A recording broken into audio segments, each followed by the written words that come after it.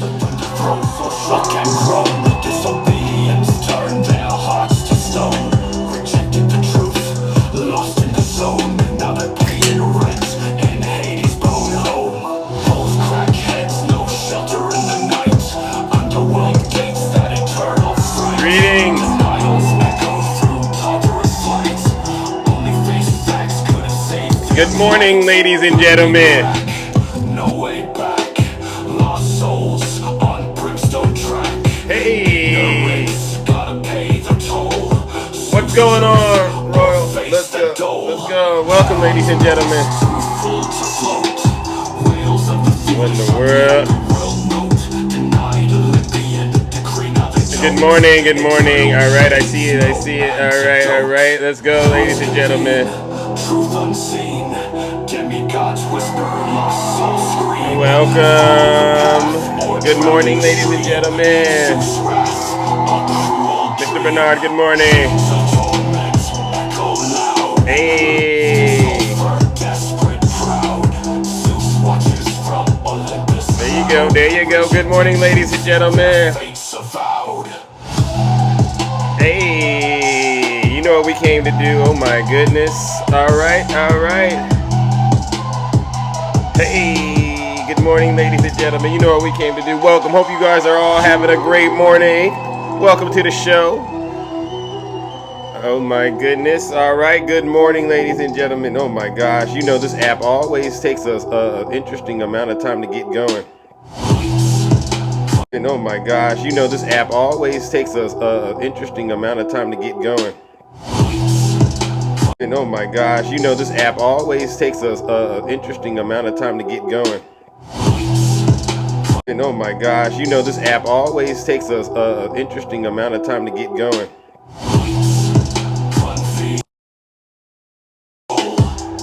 Yes, I'm back. Welcome, ladies and gentlemen. You know what we're doing. We're back.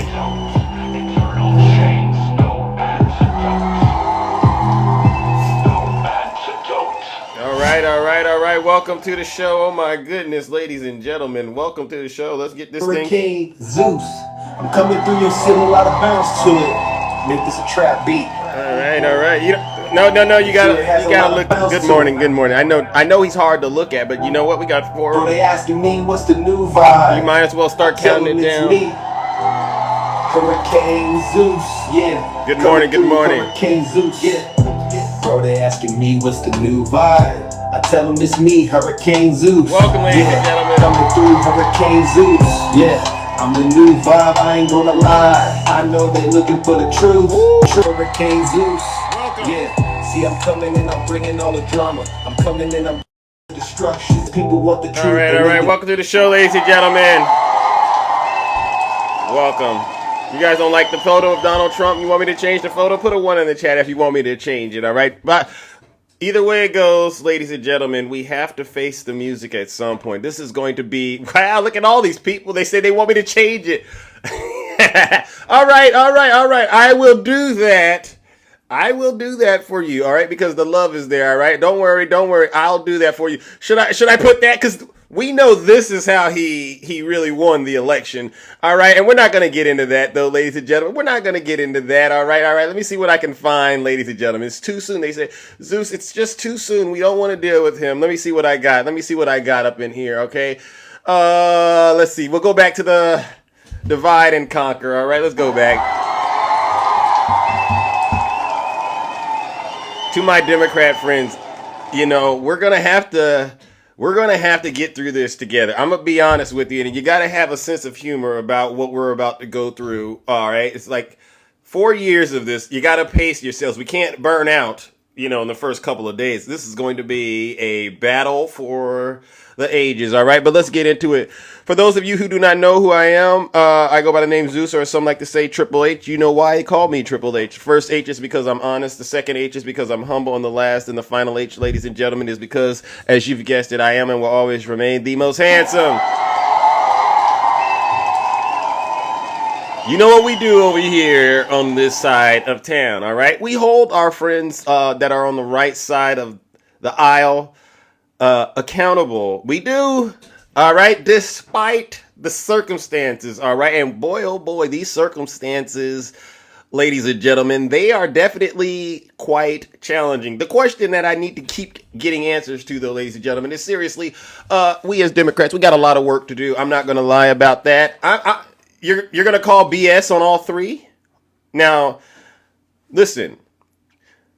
The Lake of Fire is still here, and anyone can get it. All right, do not come onto my show and start lying about me and my Triple H status. That will definitely be grounds, as far as I'm concerned, for you to be a prime candidate for hell. All right, good morning, Q Dog. All right, we got the House, the Senate, and the President. No one's disputing that, all right? But you got a lot of work to do, and I promise you, we're on you like white on rice. You slip up just once, and we're going to get you, huh? We're going to get you if you just slip up just once. No, Trump will never be my daddy. And I can say whatever I want to say about your daddy, all right? I could say he's a cult leader. I could still say he's racist. I could say all of that because at the end of the day, I know he's only got 4 years in the White House. So you're not going to get another opportunity to put him in there and do this all over again, MAGA. So eat up and enjoy. I don't mind that at all, but I don't want to spend too much time doing that because I think we got more pressing issues in this country to deal with, right? One issue, and I'm going to keep beating the drum on it. Yeah. One issue I'm going to keep beating the drum on is this mass deportation business. Whether you all know about it or not, you're going to be in for a rude awakening when Donald Trump and his administration get into office on January 20th and they begin the mass deportation exercise. And I got something for it. But you know what I said I'm going to do, all right? Because I gotta address not just MAGA, but I also gotta address some of the things that are going on within the Democrat Party. I woke up this morning in the Bay Area. Many of you know I'm in the Bay Area, and they put this piece together. Is progressive politics dead in California? And experts weigh in. This is on the local news, all right? So I said we're going to get this on the record in the kingdom because this will also be something that we have to discuss and address, because we got 4 years to address it, right? So let's address this, and then we'll get into mass deportations, all right? All right? Finance rates, including 0% finance. Hold on one quick second. And this is in California, so you know when politics hits home, you know it does. You got to pay the bills. There's a commercial. Hold on a quick second. When politics hit home, you have to do a moment of reflecting and go, okay, maybe there is an issue that we do need to address. All right, hold on 2 seconds, 1 second, 2 seconds, and then the commercial break. Here you go. Well, Vice President Kamala Harris easily won her home state of California on election night, but results in local races and statewide show a shift to the political center. KTVU's Betty Yu is live for us in Oakland to explain this trend of voters moving away from progressive policies. Betty? Claudine, when you look at election results, President-elect Trump appears more popular than ever in the state of California. And when you look at local victories, they suggest a growing discontent with progressive policies here in the Bay Area and beyond. I want to thank the American people. President-elect Donald Trump won the most votes for a GOP presidential candidate in California for the first time since 2004. More than 40% of Californians voted for him. 10 counties in the state flipped from blue to red this election. In a landslide win, California voters also passed Prop 36, which will increase penalties for theft and drug crimes by reclassifying them as felonies. Let's stop right there. Let's stop right there.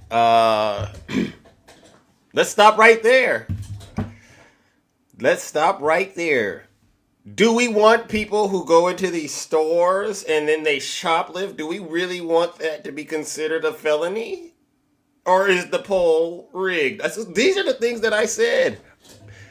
But this is what's happening in California. And, you know, we're a very blue state. Look at all these people putting yes. Did it get a little too out of hand, all right, when we decided, you know what, we got to look at this in a humane way?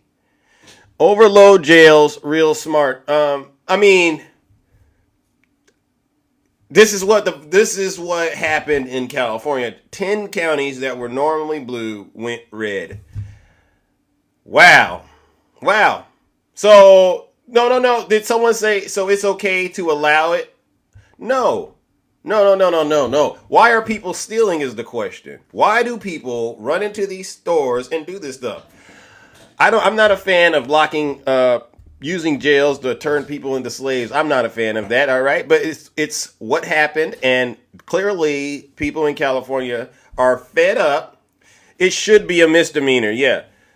Clearly, there's people in this state that are fed up with it, and they're saying there needs to be harsher penalties. Again, if you're on the left, if that's the consensus, you either going to say we got to adjust or we're going to lose, right? I mean, if this is how people are feeling, the question is, how do you deal with it, right? How do you at least get the people that believe this should be still a misdemeanor? How do you get them to think of another way of addressing this issue than to just simply say, lock them up, all right? But this is what's going on, all right?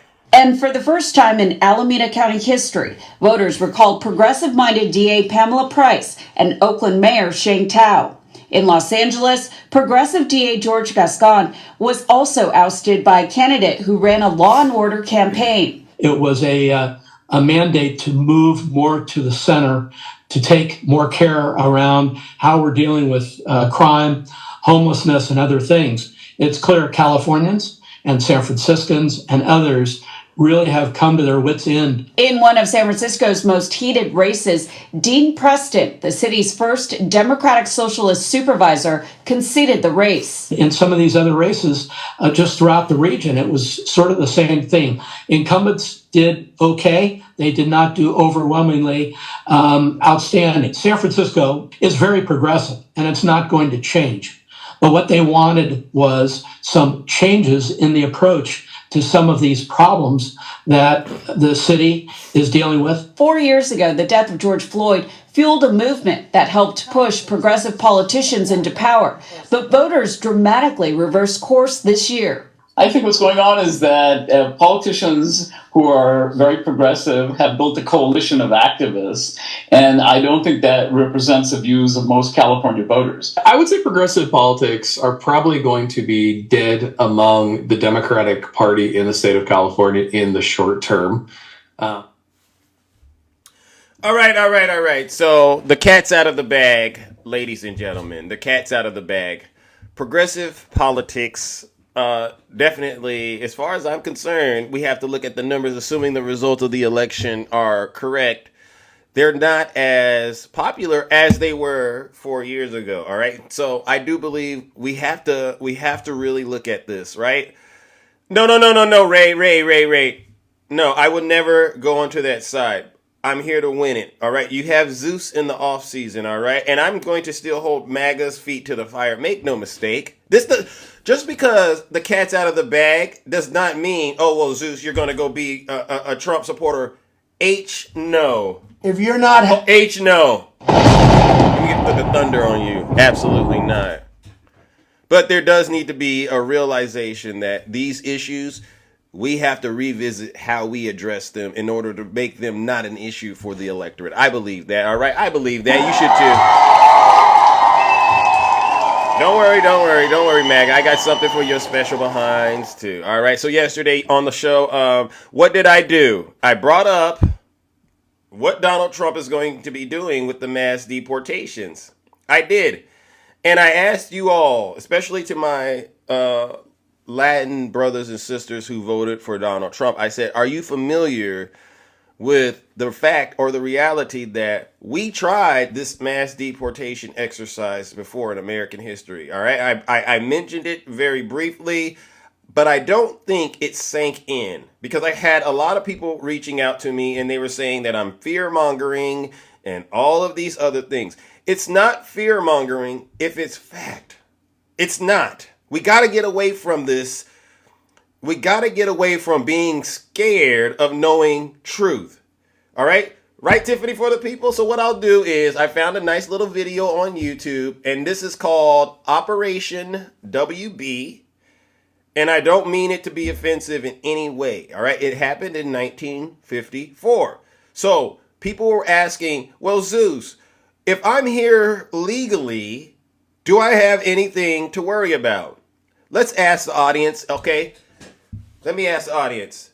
If you are a person who's here legally, but you are immigrated into this country, do you have anything to worry about when Donald Trump implements mass deportations? Let's see how many people know the answer to this question. Let's see. You see this? You see all these yeses? You see this? Someone wrote for show. Yeah. Now, I want to take the position that when it happens, I want to be the person that says, well, first of all, don't act shocked when it happens. Thank you. And for those of you who are just quiet because you don't want to answer right now, don't worry. I'll help you understand why these people are saying yes. I'm going to be one of the folks that says, hey, I kind of was trying to tell you that on TikTok when we were doing all these lives, sending these MAGA demons straight to the lake. I was doing that because I was genuinely trying to prevent having to go through this all over again. I don't want to hear my friends crying about their families being torn apart. I don't want to see communities being torn apart. I don't. All right? Thank you, Ola. W. Ola in the chat. The other day, I went to go, I went to go get my car washed, and you go there and you see who's washing the cars, and I couldn't help but think to myself, like, this might not be a poppin' car wash once Trump gets into office. I couldn't help but have that thought to myself. And the reason that I have that thought is because I've been, paying attention to how this works. So let's listen up, ladies and gentlemen. Ignore the name of the operation because it is what it is. But listen to what happened, if you don't mind. It's going to take a couple of minutes. And then I'll go in the box and I'll talk to anybody about this. But to the Trump supporters, to MAGA, this is going to be probably one of your biggest problems once Trump gets into office. All right? Consent. I'm Jack. So last Thursday we talked about, I made the argument that extreme immigration policies are very possible, that they're practicable, I said, I believe. And so I mentioned in Operation Wetback. So now I want to go and I want to really take a look at Operation Wetback. And I'm going to give you the whole story. I'm going to give you the pros and I'm going to give you the cons because it had some blowback, we'll say, and which is against my point from last Thursday, but I don't think it's too bad. So I just want to look at it in detail and see, like, what was it? Because this is what we're looking at, this or we're looking at doom. Okay, so basically the story centers around this program they initiated called the Bracero program. The Bracero program was a U.S. government-sponsored program that imported Mexican farm and railroad workers into the United States between the years 1942 and 1964. The program, which was designed to fill agricultural shortages during World War II, offered employment contracts to 5 million braceros in 24 U.S. states. Okay, that's what this is founded in, right? And then now we're gonna look at the way it evolved, okay? Because these are just the 5 million who were legally here working during this period, right? We're gonna see millions and millions more coming illegally, but we got to find out why, okay? So Operation Wetback was a response to mounting American sentiment against the large number of Mexicans who entered the United States illegally after World War II, and the Mexican government's concern that its citizens working in the United States should not be employed without labor contracts. Okay. So that does that sound like what's going on right now to all of you? Does that sound like what we're already kind of hearing? Does that sound like what we're hearing right now? Some people are here illegally. Does this sound familiar? All right, this is what happened. Thank you, Jules. Okay, I'm not fear mongering. Some people say I'm still on the DNC payroll. No, I'm not on the DNC payroll. This is about knowledge. They say knowledge is power, right? This is to help people who voted for Donald Trump, all right, understand what's coming, all right? First sentence right there. Operation Wetback started because of the illegals brought in, not the Bracero program 5 million, okay? We're going to find out why those illegals just started flooding, way more than 5 million. Between 1942 and 1964, almost 5 million of Mexicans were admitted into the United States Bracero program under a series of U.S.-Mexican agreements that became progressively more favorable to American farm employers over the years. Under the program, the U.S. government guaranteed the wages promised to braceros during World War II. Afterward, however, the American farmers who employed the workers were made responsible for paying both the wages of the workers and their transportation costs from the interior of Mexico to their farms. Meanwhile, the large number of Mexicans who continued to enter the United States illegally saved many American employers the cost of their transportation. Got it. So you see what's going on here? By treaty with Mexico, after World War II, the American farmers had to transport from the interior of Mexico, it's going to say later, right? And then pay them. But if illegals came over, they could undercut the illegals of the wetbacks. The wetbacks come over and they take the job from the Bracero program legals who are legally here temporarily, okay? So the illegals who were known as wetbacks, even in official documents, were returned to the border when they were detected inside the United States and were then issued work permits and returned to the farms on which they had been previously employed. Between 1947 and 1949, 2 wetbacks were legalized in this way for every Mexican who was legally admitted to the United States under the Bracero program. Okay. This is not going to go terrible at all, right? The Migratory Labor Agreement of 1951 shifted more authority over Bracero workers from the Mexican government to American farm employers. The Mexican government wanted American employers to recruit their workers within the interior of Mexico. But under the 1951 agreement, the U.S. Department of Labor opened 5 reception centers along the international border to which Mexicans seeking American jobs could report. Employers arranged and paid for transportation from the reception centers to their farms. One day after he signed the Migratory Labor Agreements in law, Harry S. Truman asked the U.S. Congress to approve legislation making it a federal crime knowingly to hire unauthorized immigrant workers. Congress refused. 2 sections of the Immigration and Nationality Act of 1952 included the so-called Texas Proviso, which made harboring illegal immigrants subject to a $2,000 fine and up to 5 years in prison while exempting employment from the definition of harboring.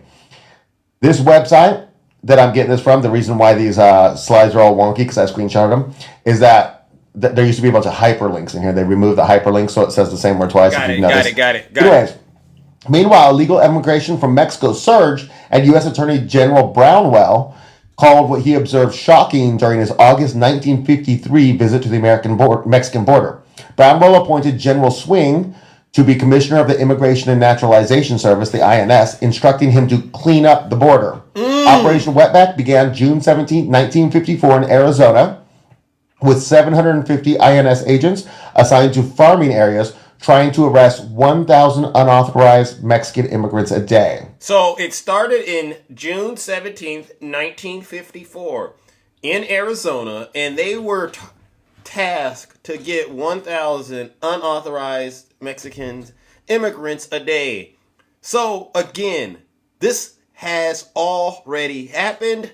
This is why the Democrats, you know how y'all like to call us Democrats, whatever y'all wanted to call us. This is why we were going so hard to try to help you understand. No, you don't want this.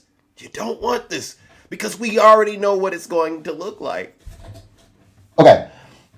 So now we're going to get to actually how it happened, and then we're going to get to the blowback. Now, state and local police joined the sweeps of Latino barrios as the program spread to other states, and thousands of Mexicans returned home on their own. The setting up of highway checkpoints and railroad checks resulted in the detainment of thousands of Mexicans and Mexican Americans on vagrancy charges until INS agents could verify their status. So they're going to capture those who may be illegal and those who are legal and just hold you on vagrancy charges. Look that up. All right. Until they determine your status. When the INS ran out of funding in mid-September 1954, the operation was halted.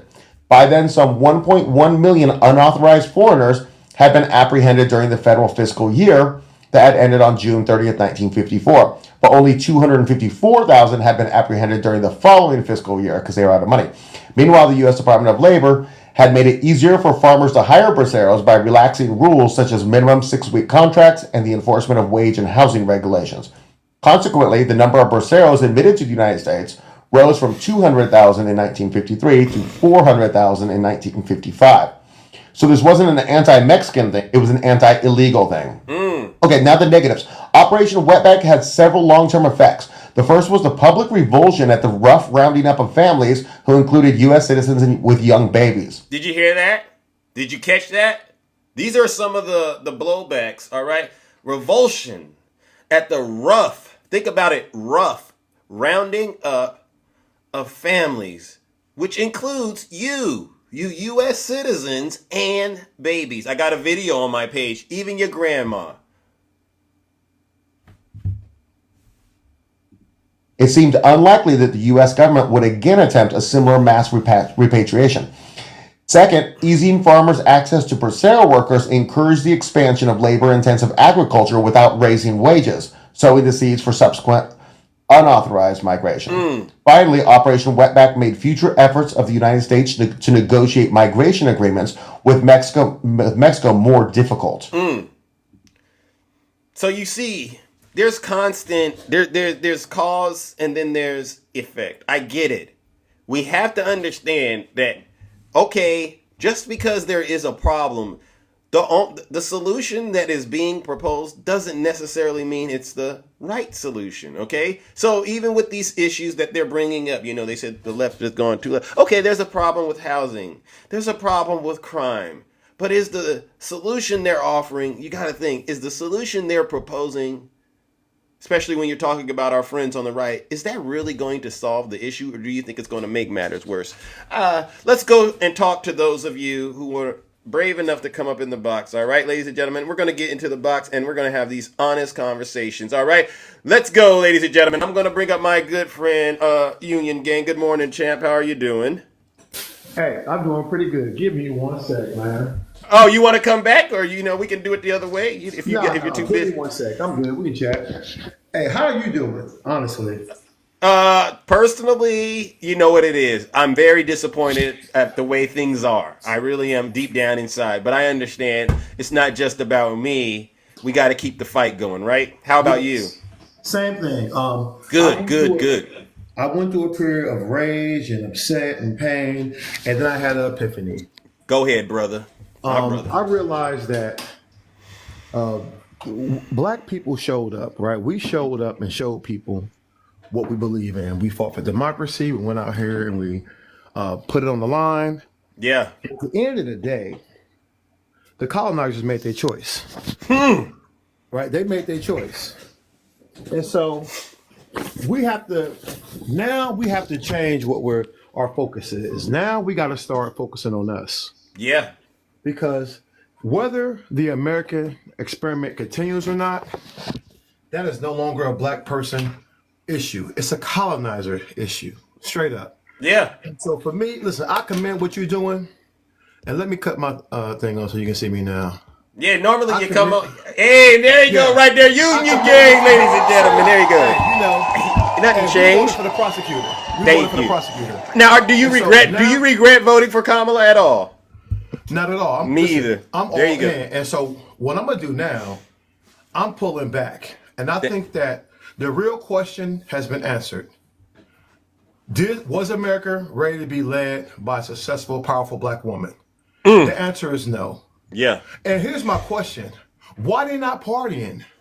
Why they not happy? Right? I haven't gotten this reported since the felon lost in 2020. What? Yes, man. I've had to put accounts on private. I had to go to Instagram. They are losing their minds. Wow. I thought they won. So it shows me that they know they lost deep down, because if you were poor before you voted for the felon, you still poor. That's the difference between you and me. Yeah. And so my focus is now, I am not wasting my time with the colonizers or their sympathizers. What I'm gonna do is say it's time for the Great Migration. Right? America showed us who we are. We need to show America, and we need to show the world who we are now. Yep. Right? We need to pull back. Virginia, I'm so proud of Virginia. We are the last stronghold of the South. Yeah. Everything below us is red. Come here. If you're a black man in Mississippi, there is no hope for you now. Right? There is no hope for you. You're already under Project 2025. If you was in Lexington, Mississippi. Knock it off, Brian. Come on, Brian. Right? Sorry. There is no hope for you. Leave. It's time for the Great Migration. Right? Join me. I'm launching something called Operation Black Skies. Okay. Jump on my YouTube and jump on my IG to find out more about that. You got the link in the bio? Your link to your YouTube?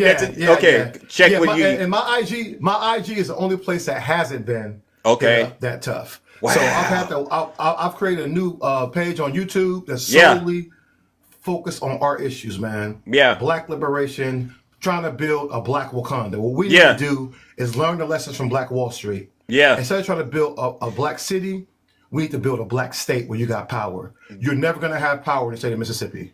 They have written you out of their constitution. Abandon that state. Yeah. Abandon that state. It's time to start migrating to a place. I think it's poetic that Virginia now, we have a chance to really become a stronghold for black power. Yeah. Right? Because remember, one thing we got is that right there. Amen. Amen. We got that. We got power in this state. Amen. Come and down here. Yeah, come down here and help us consolidate that power. Yeah. So that we never have to live in fear and all that other craziness. But if you caught behind enemy lines, communicate with us anyway. We got jobs for you. There you go. Because we're going to need to find out what's happening, because the mainstream media is not going to be telling you what's happening to these poor black people in these deep red states as they execute Project 2025. Yeah. And start doing that. We have to take care of ourselves, and we need to consolidate our own power. Yeah. What we got to do. I've had an outpouring of people hit me up. If I haven't gotten to you yet, just drop me an email and I'll have confirmation. But we got people from all walks of life. Yeah. Military included. I'm telling you, there's people right now in the military that are up to. So we got people. So what we're going to do is gauge what's happening with the military right now. Yeah. That's what's going to come down to. Yeah. It's going to come down to the felon trying to get the military to do illegal orders. And at some point, something's going to break. We know right now that we're on a timeline. America's $25 trillion economy is about to crash. Wow. You heard it here first. Wow. Prepare yourselves to make money. Wow. Right? Because America worships money, people. Let's get our share of it. Let's get out here. Let's use their techniques. Let's enrich ourselves, because we can show these people it doesn't matter who the president is. Yeah. If you understand how these economic systems work, you can get out here and amass yourself some wealth, and we need to prepare ourselves, because there's going to be a time where you may not be getting access to everything we got right now, because a lot of calamity is about to happen. This man is putting people who are unqualified to be in there. They're going to spend billions of dollars to try to send out 1 million people. Yeah. The economy is not going to sustain that craziness. And let me tell you something that I want you to hear. Okay. There is not one military on earth, including the United States military, that can effectively control a country as vast as the United States of America. They know they don't have the manpower. They don't have the firepower to do it. So if you forget all that fear mongering, ain't nobody coming in here, kicking in the doors and dragging your family out of here. It's not happening. Because when it does happen, they go find out what happened in other countries where people have. Listen, America is one of the most heavily armed countries on earth. Even its citizens, right? Exactly. It's a complete fantasy to think they're gonna be in here kicking in doors and just violating your rights. As long as these people believe in the Constitution and willing to defend that. Yeah. But what I say to our people, talk to them. Quit trying to save them. Quit trying to save these other people. I am not interested in what the colonizer thinks. What I'm gonna do right now is play my position. I'm here to make our place here in Virginia one of the most strongest it's ever been. The most heavily armed, to be out here with other black intelligent people and build business, build real wealth in this place. Yeah. Straight What do you up. say? So What do we say to these people? Because we have brothers in the community that voted for Donald Trump. What do we say to them? Because I'm not saying any. Yeah, go ahead. You talk about these guys. Let me tell you something. Lord, these guys are cut off. Right, these guys right here, they're cut off. If they get in trouble, they got to go to the felon. Right, go to the felon. We should not be dealing with these people under any circumstances, right? Because come on, man. It's not like they represent the best of us. They're not the smartest, right? They're not the best of us. Let them people go hang out with the felon. Fair enough. Let them go hang out with the felon, right? So we got to save our energy and focus on people who can be teachable. Right? I think there's a lot of people. There's a lot of people who stand. And one thing I'm gonna show you guys. I'm gonna show you that wealth does not depend on who's the president. If you want to get yourself, because I've been like a lot of people, we've been holding back. We've been trying to do the right thing, and we watch our words. They let a felon get out there and get crazy. It's over Let's after get that too. Yeah, there you go. Reason. Listen, we're on a timeline. We're on a limited timeline. Go get yours, guys. Hey, everybody, man, hold your head up high. I'm proud of you. Yeah. Black men showed America that we never abandoned powerful black women. We never did it. And we're going to be here for you more than ever. I got much love for you. Amen. Virginia, I love you. Amen. I love you, Virginia. Amen. Virginia is the last bastion of hope in the South. Yes. And I'm proud of that. There you go. We went from a slave producing slate and that it really industrialized the slave trade. Yeah. To really making a stand and saying no more. Yeah. And so, if you know the history, they know that. Before got in office, yes. And so I think we need to capitalize on that. The people Amen. who are stuck and behind, like in Missouri and Mississippi and Arkansas, and it's time to dip. If you got the means, let those people figure it out. Let them figure it out on their own, man. Because Tell them the federal government will not help you out there. All the stuff that happened in Lexington, Mississippi, is right. over with. And we're going to find out one thing today. The last case against the felon, where he got his felonies, he wanted dismissed today. If they dismiss that case, you already know the laws mean nothing. Oh, they say it says hush money conviction delayed. That's what they're saying on the news now. So good. So they trying to delay. So that lets you know already. If they're not even going to sentence that man, it was never about the laws in the first place. Right? So what we got to do is focus on ourselves. Yeah? Focus on ourselves. Make ourselves strong. Make ourselves strong in here and pull back. And that's going to be my new approach. Hey, for those of you who are still engaging with the ops, that's cool. Understand, I ain't got nothing for them, man. I got my energy is too precious now. There's too many of our people who really know our help, and I'm going to reach out to them first and foremost.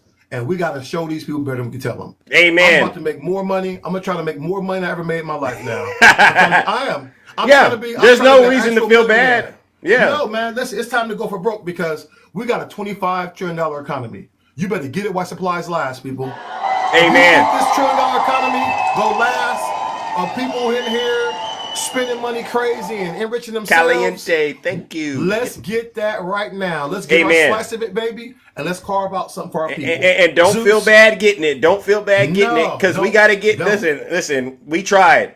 I sleep good at night because when people start crying and the moaning and the groaning, I'm like, we did our job. We did. Thank you. So now it's time for us to close ranks on our people. Hey, black people, I love you. Right, and I'll be out here reaching out to you and doing what we got to do. It's time for us to show America and show the world who we really are. All that right. we are built for adversity and we're going to thrive in these times. All right. Hey, I salute you, my brother. All right, ladies and gentlemen, show Union Gang some love. All right, and let's give them a round of applause. No lies detected. All right. Well, this is what we're doing, ladies and gentlemen.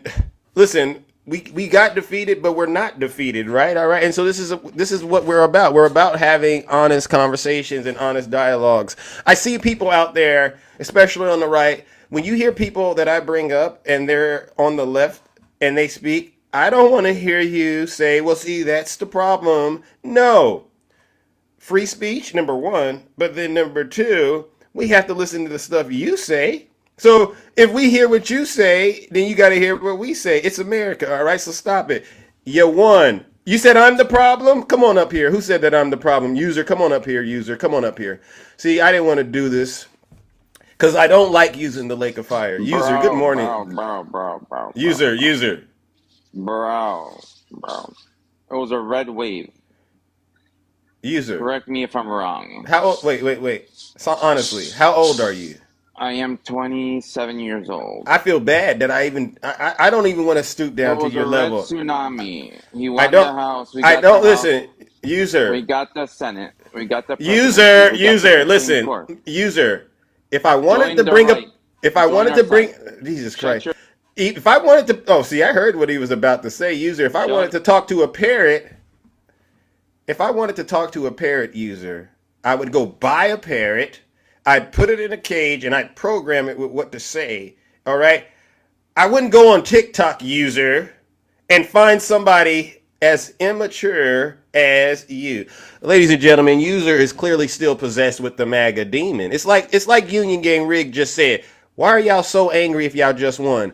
You know why? Because y'all know y'all possessed with a demon. See, I didn't want to be this way, but I'm going to. Let me warm up the Lake of Fire for that previous guest. I'm trying to be more civil. I really am. I'm trying to be a little bit more diplomatic, but when stuff like that happens, I just can't do it. I just can't do it. Ladies and gentlemen, let's throw that last guest user, who's clearly possessed with the MAGA demon, even though his team won. Let's throw him into the Lake of Fire.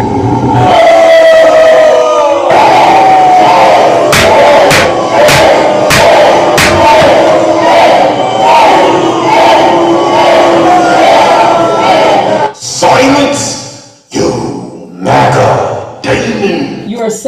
of the circumstances at hand is truly unique. Let's talk about it. Translation: you done lost your damn mind.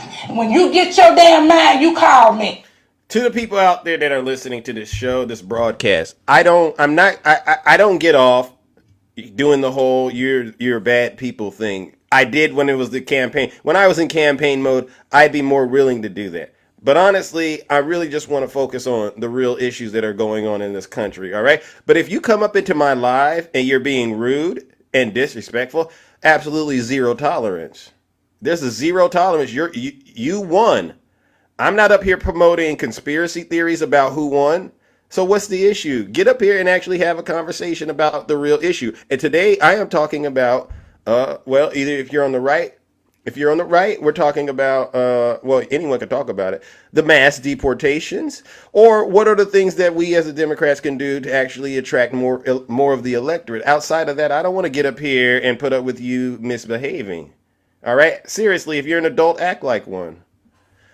All right. If you're a Trump supporter, put a 1 in the chat. Wait a second. Somebody said, why am I mad? D. I'm not mad. I get it. I'm very disappointed. I'm very disappointed in those of you on the right who won the election and don't know how to act when you get on TikTok. It's like, okay, you won. Fair enough. All right. Dirty Rants. Good morning. How are you doing? Good morning, Dirty Rants. How are you? Oh, pretty good. How are you? I'm all right. I'm all right. So you voted for Donald Trump, correct? I did. All right. How are you feeling? Pretty good. I did want to start by asking, like, don't you think it would have been smart to talk about the real issues during the campaign? Hindsight is 2020, right? Yeah. Right? Yep. Sure is. But you know, I do have. I am experiencing, you didn't ask, but I'm going to say it. I do have a little bit of peace about this, right? Because I understand that no matter who's the president, that person is going to be under a lot of stress, you know, because that's just what we do with the presidents, right? No matter who it is, once they get in there, they become the target of whatever the issues are in the country, right? Yeah. And so I'm I have peace knowing I don't have to get up here and defend President Biden and Kamala Harris's record anymore because the tables have turned, right? So like these mass deportations that are about to begin, correct? That's going to, I don't know if you've been listening to the earlier part of my show, but that's going to cause a lot of issues in this country. A lot of unforeseen issues for a lot of people. And you and your party are going to have to explain that to the American people. Well, Zeus, I mean, you would agree, I assume, I would hope you would agree that we Thank you, Caliente. We should deport people that have like committed felonies. Well, if they broke the law, correct, right? Yeah. You break the law, but the concern that I've been raising is this is going to, because the number he said he's going to deport 11 million or so, correct? Hang on. I don't want to hear the 11 million number. Like I heard in the last couple of days, they expect to be able to do about 1 million a year. Okay, yeah. So let's go down that path. There's the reality that innocent Americans are going to also get sucked into that. Right? And the reason I went back and I played, well, that's why I asked, did you hear the earlier part of my show? Were you talking about the Tom Holman and what he said? No. I played a clip about Operation WB. It was in 1954. All right. It happened in the background of the Bracero program that we implemented, where we actually gave people from Mexico permission to work in the United States. But even then, there were still people immigrating into the country, and farmers were basically going after them to work on their farms as opposed to those in the program because it was cheaper. Right. And the ratio was 2-1, I believe. And there was a lot of blowback about that because when they did begin the mass deportations, innocent Americans got sucked into that. Women, children, babies, and things like that. So that's why I've asked you, did you hear the first part of the show? Because what the mandate that Trump has, it's going to also lump these innocent Americans in as well. And wait, no, that's just something you're making up. Who told you that? Go look it up. Wait. So you're telling me I'll be able to find information on the internet saying that the Operation WB. Operation WB. Oh, you're living in the past. I see. I think it's time you guys start looking ahead, maybe. I mean, but Dirty Rants, you asked me, shouldn't we have been addressing the issues, right? That was your. So here I am, and the issue now is mass deportation, and you and I can agree that's a real issue now. Well, it's not an issue to me because I believe, because I listen, I use my ears, I listen to these things. They're going to start with criminals. I totally. You're okay with that, huh? You've already said you're okay with that.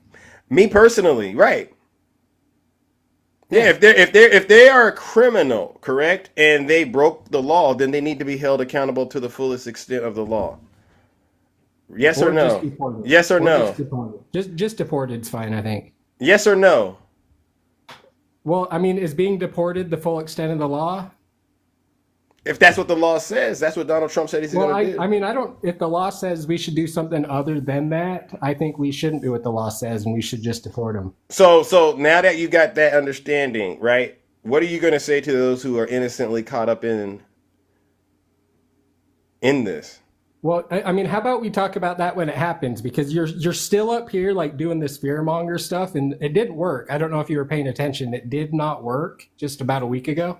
I understand that. Yeah, so how about you quit with the fear-mongering? And let's just acknowledge the fact that, you know who actually feels the safest right now are the innocent people in other countries that we are propping up war. Wait. So I have to push back on the fear-mongering because here's the deal. If it's true, is it fear-mongering? Well, here's the thing, Zeus. You can't show me that it's true. You've already said this is going to happen. So how about we talk about it when it happens? But Dirty Rants, I gave you the information to go look up. Yeah, you told me to go look at some history. Did you? So yeah, it's so 2024, Zeus. Please go look it up. Please go look it up.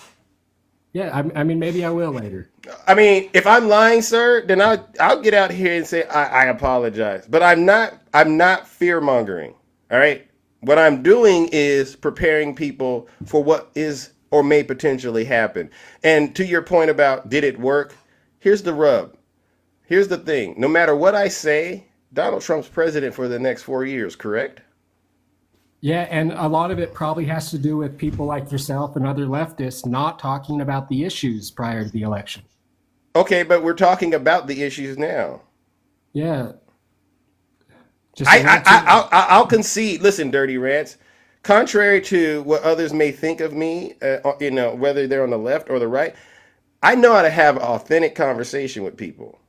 All right. And I have no problem admitting, hey, we didn't run a great campaign. I don't necessarily believe that the real issue and the real reason the Democrats lost was because of TikTok people. I think there were a series of events that really contributed towards the loss. For instance, maybe Biden dropping out. That contributed to it, right? I mean, Biden's age. If we're going to really have this conversation, to put it on one person is ridiculous. Well, I mean, here's the problem you guys have is all the fearmonger stuff you did before, like talking about him locking up people, you guys were doing the whole time. But listen, Dirty Rants. Okay, fine. I think people watched. I think when Mar-a-Lago was raided, this election was lost for Democrats because I think the average person looked at that and said, "What in the fuck are these Democrats doing?" Well, don't curse on the show. You can't curse on the show. Don't curse on the show, please. My bad. Sorry. Thank you. But even then, I can't necessarily say that because I can't live in a world where Donald Trump was able to say the things that he said and no one on the left could say anything back. I wouldn't go down that path either, right? Sure, yeah. Donald Trump, let's be honest, he fear-mongered. So I can't go down that path and say, well, because the Democrats called him a racist, a convicted felon, and all that's why everyone decided to go vote for. I can't do that because he was doing the same thing as far as I'm concerned, and if not worse. And to be honest, he's the father of all of that, if you ask me. All right. Well, I think it's probably time we can just all acknowledge the obvious fact here. And Donald Trump didn't lose a single vote. In fact, he gained votes. The Democrats lost somewhere along the way. They lost what? I think it's going to be about 7 million ballots that didn't show up. So how about we just acknowledge the fact that I think most likely case scenario is you guys fucked up. Oh, sorry. I apologize. No more. I won't do it anymore. But you guys should have just ran a fair election in 2020. You guys could be done with Donald Trump. I can't go. Listen, as much as you believe that, I don't believe that. All right. Because like I just said to you, there were a lot of things we have. If you ask me personally, right, and I'll just say it, we had the conflicts going on.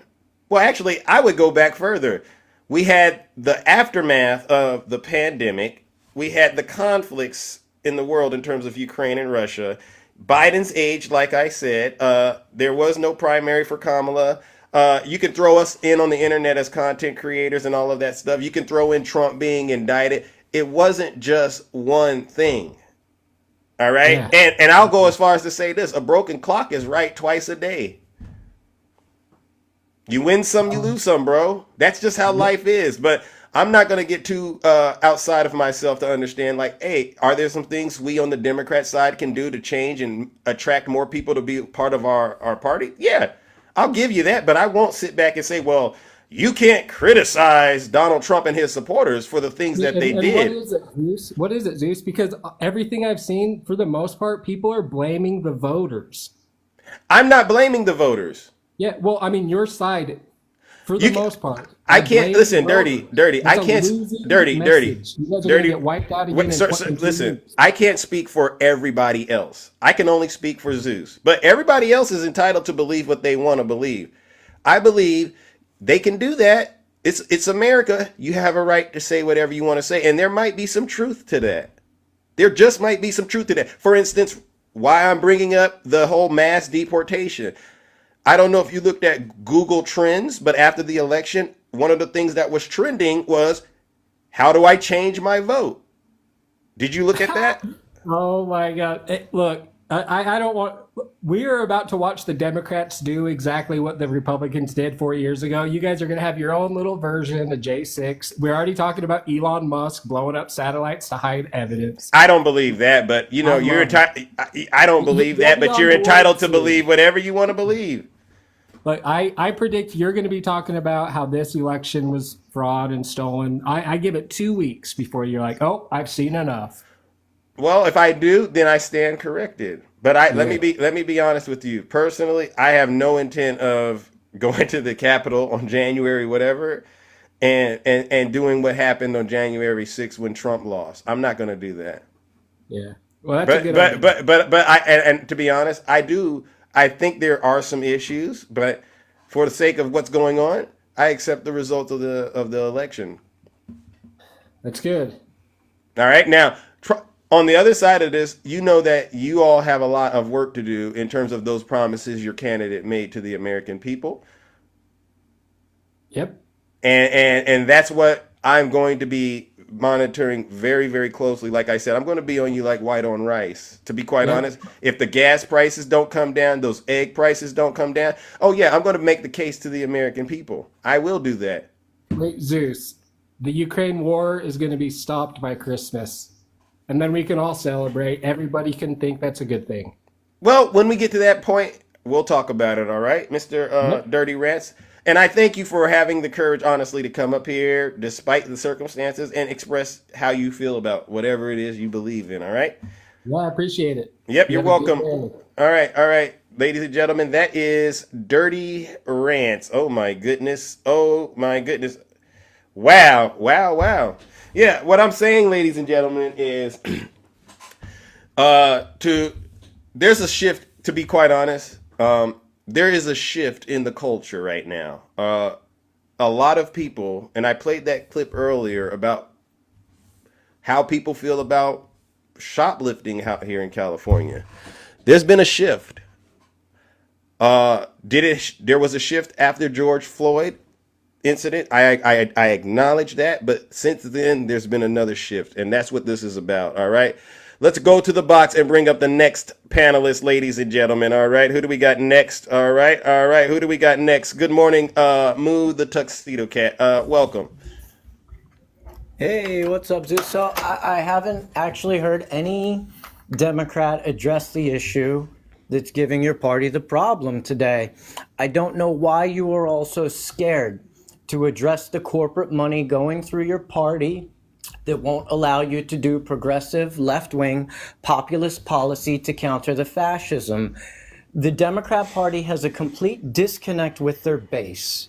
And yet here I still see people, it was the misogyny, it was the racism. You're trying to tell me that the 10 million voters that sat on the bench and didn't vote with us are all racist and misogynist. And the 165 million Americans who don't vote at all are racist and misogynist. I got news for you guys. You obviously want to keep playing identity politics instead of winning elections. Bernie Sanders has told you guys this for years. Progressives have been telling you guys this for years. But here you guys are, not addressing the corporate money flowing through your party. I've been listening to liberals all day in different lives. Levi's live, you're live, April's live. None of you talk about the corporate money. You all have no clue if you don't talk about the corporate money. What is the corporate money doing? You again, Moo. Yeah. You mentioned one thing. Sure. There's a disconnect. Sure. There's a disconnect. Yep. So let's unpack You that, ready? please. Yeah, let's unpack it. Okay, so the CHIPS Act was good. It affects middle and upper middle class Americans. It doesn't affect the poor. The infrastructure bill is good. That doesn't put money in poor people's pockets. The Inflation Reduction Act was good. It doesn't put money in poor people's pockets. You have Donald Trump running around and even if he's lying, it doesn't matter, right? You have Donald Trump running around saying he's going to take away taxes on tips. That's money in my pocket. You have Donald Trump running around saying he's going to eliminate the income tax. That's money in my pocket. You have Donald Trump running around saying he's going to eliminate taxes on overtime. That's money in my pocket. Your disconnect from your base is this. If you were running on a platform where you're talking about lowering the Social Security age to 55, taking away the cap, expanding benefits for Social Security, that would do it for you. If you were talking about a broad tax cut for the middle class and raising taxes on the rich, that would be a platform you could run on. If you were talking about universal basic income to offset automation, that would be the platform you should run on, because all of these things equate to money in people's pockets. The majority of the middle class is making about $46,000 a year, and the Democrats are failing to acknowledge this extreme disconnect with their base. People look at Democrat politicians as elitists. They don't look at you as the working people's party anymore. And the reason you can't run on any of the policies I just said is because your donors will get pissed off and you won't get campaign money anymore. But a lot of good it did you, because you outspent Donald Trump 6-1 and he still won. So I got news for you. The minute you guys start addressing the corporate money and running on real populist left-wing economic policy, you'll start winning elections again. But until you all fail to acknowledge that and you want to keep playing all these identity politics, you'll keep losing.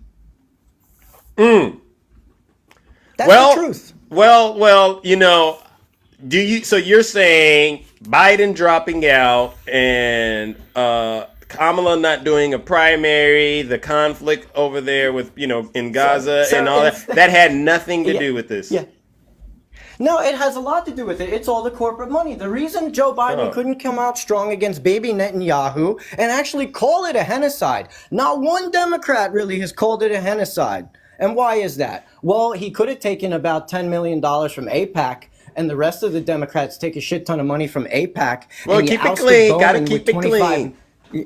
You ousted Bowman in New York with $25 million in corporate money so you could get a progressive out of office and throw a corporatist in there. And then you ousted Cori Bush in Texas so that you could throw a corporatist in there. You think the left wing is not watching the things and the way you treat progressives? Okay, so you're saying, wait a second. So there's infighting You're Look saying, at your chat. Look at your chat, bro. Look at your chat. I'm sus. I'm sus. No, open your fucking ears. wait, keep it clean, Moo. Come on now. You know my mom is listening to this. You know how we do.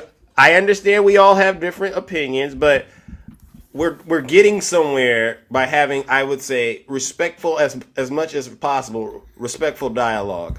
All right? And it's tough. It's tough. There's times I don't want to get up here and face the music. I really don't. There's times I don't. But I said, you know what?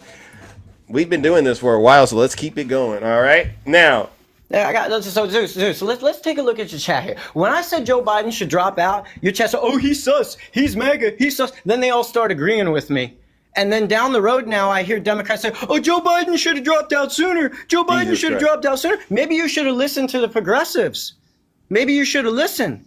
Maybe you guys should listen what are now. you? Okay, but don't you think you have to also be agreeable when people hear what you're saying, Moo, and then they say, well, okay, maybe you have a point, but I'm just not quite there yet. Doesn't that mean you got to give some as well on your end? So let's see. No, I don't need to give it all because your Oh. party's losing its base. Your party's losing its base. That's not my problem. I'm telling you how to fix it. And you guys want to sit here and be like, "Oh, that's not it. That's not it. Moo is sus." I'm trying to help you guys. Just like Bernie Sanders been trying to help you guys. I didn't say you're sus. I'm assuming you are aware when you get in the box, this is the Thunderdome. There's going to be people who say you're right on, Moo, and support you, and then there's going to probably be people that say you're fear mongering and you're pushing hate. So I would just say there's a concern, and people are going to express how they feel, and I think we all have to take a step back and actually consider the feedback. All right. Yeah, I mean, you guys' concern right now should be the fact that you're losing your base. And I'm telling you how to get it back, and a ton of you won't listen. Well, So, my a whole good life- idea, my a good whole life- idea doesn't sell itself. I've always been told that. It's one thing to have a great idea, but if you don't have the people on your side, what then what? I mean, I could say you have a Well, great then I idea, just but if keep we don't watching you lose elections. That's what. You keep losing elections until you listen. That's what's going to happen. The black men came out in force for Kamala, but you lost some. So now you're starting to lose the black men. You've already lost the Latinos, and you will continue to do so. Because you keep on labeling, Lord you have keep on mercy. labeling the whole Latina community as a misogynist. Yet Mexico has a female Jewish president. Make that make sense for me. Well, again, I don't like using labels, but I'll say this. Apparently we do. Okay, but let's just say this though. It's a reality that those folks might end up being underneath this mass deportation. So, I mean, on one side, I hear what you're saying, but I don't think the solution always is to, vote against your own worst interest. If you truly believe that $1 billion in campaign donations isn't a problem, the problem, then keep. I never It's said okay. that. I never said that I don't think it's a problem. That's the thing, right? But I think there's a lot more to it than just that. All right. But listen, Moo, you've done an outstanding job getting in here and letting us know Hey how man, you I'll feel. keep on fighting. All right. And Even though you guys aren't listening, I keep on fighting. fair enough. Fair enough. All right. Well, thank you. Thank you, Moo. Wow. All right. I'm going to bring up the next guest. All right. Oh my goodness. Woo. Woo. I'm still going to drive home the point, ladies and gentlemen. There's a culture issue. There's a culture divide right now. Whether we want to admit it or not, there's a culture divide. I don't claim that I got the answers. I do know that we went above and beyond to give people a lot of information to help make sure everyone, when they went and voted for the right person or the right person. But when the results come out and he got the presidency, the House, and the Senate, I mean, Jesus Christ, ladies and gentlemen. And I do recognize that there are people who don't agree with me. That's understandable. I'm not, if I don't want to be a person you always agree with. Okay, I understand that. And I also see that there's some people who are encouraging me to keep going and having these tough conversations. And so however you feel about it, I just want to say thank you all right, for participating and at least trying to be as open-minded as possible. All right. It's difficult at this time because, I watch the news like everyone else, and there's so many different things, different opinions about what's happening. So it's very difficult. Good morning, Victoria. How are you? Good morning. I'm good. How are you doing? Yeah, I'm all right. I am all right. Just, getting out here, talking to the people as usual. Doing the work. We need to W keep Rick doing in the it. chat. Thank you. W Rick in the chat. Yeah, but you too. You do the work for the people too, and it's not easy. Let's just be honest about this, right? You No. have to get out there. You have constituents that you're trying to answer to, and they all have different needs. And how do you deal with it? I mean, it's definitely one of those things. Is like hearing what my constituents are saying. There's a forum that I shared on my Facebook page prior to the election, where I was told I was going to be given softball questions, and they wouldn't provide me the questions prior to the forum. Got it. And got there, they were not softball questions. And mind you, this is my first run for office. And I answered the questions, and I can't tell you how many Republicans and moderate Democrats walked up to me afterwards. They're like, I really feel like you heard me. You sound like a moderate Democrat. And I'm not. I'm a progressive. I ran a very progressive platform. I was the most progressive candidate that has run in this district. Okay. And it was more of just being able to talk to the voters. It's like immigration was the thing that I think won them over. It's like, I understand that immigration is a fear for you, so I'm going to address it. I might disagree with the border bill, but you would like to feel safe, and I'm hearing the need and what's actually being said Got it. versus responding to the immigration. Got it. So what Moo was talking about, I requested to come up when Moo was up here because there's so many things, and I hope, Moo, you're getting involved with your local and state parties so that you can understand how the political process works. Because as a delegate for my district who helped vote the delegates that went to the DNC, I understood what it would take to run a primary and why we decided as a party not to do that. Well, please expand on that if you don't mind, because that's what they're. Yeah. That's one of the reasons because right now, if you go and talk to these people on the right, everything that they have an issue with, they'll end it with, and that's why you lost the election. You notice that's what's going on. That's the trend. So Yeah. if you don't mind, please explain. So if you're involved with your local and state parties, when you become a delegate, you have to meet certain verifications in your district, and then you go to a district meeting where you vote on delegates to go to the DNC. And those delegates are the ones who select the presumptive nominee and or nominee. Got it. Now, with the way we did it this time round, we didn't do a primary because we assumed that President Biden was going to run.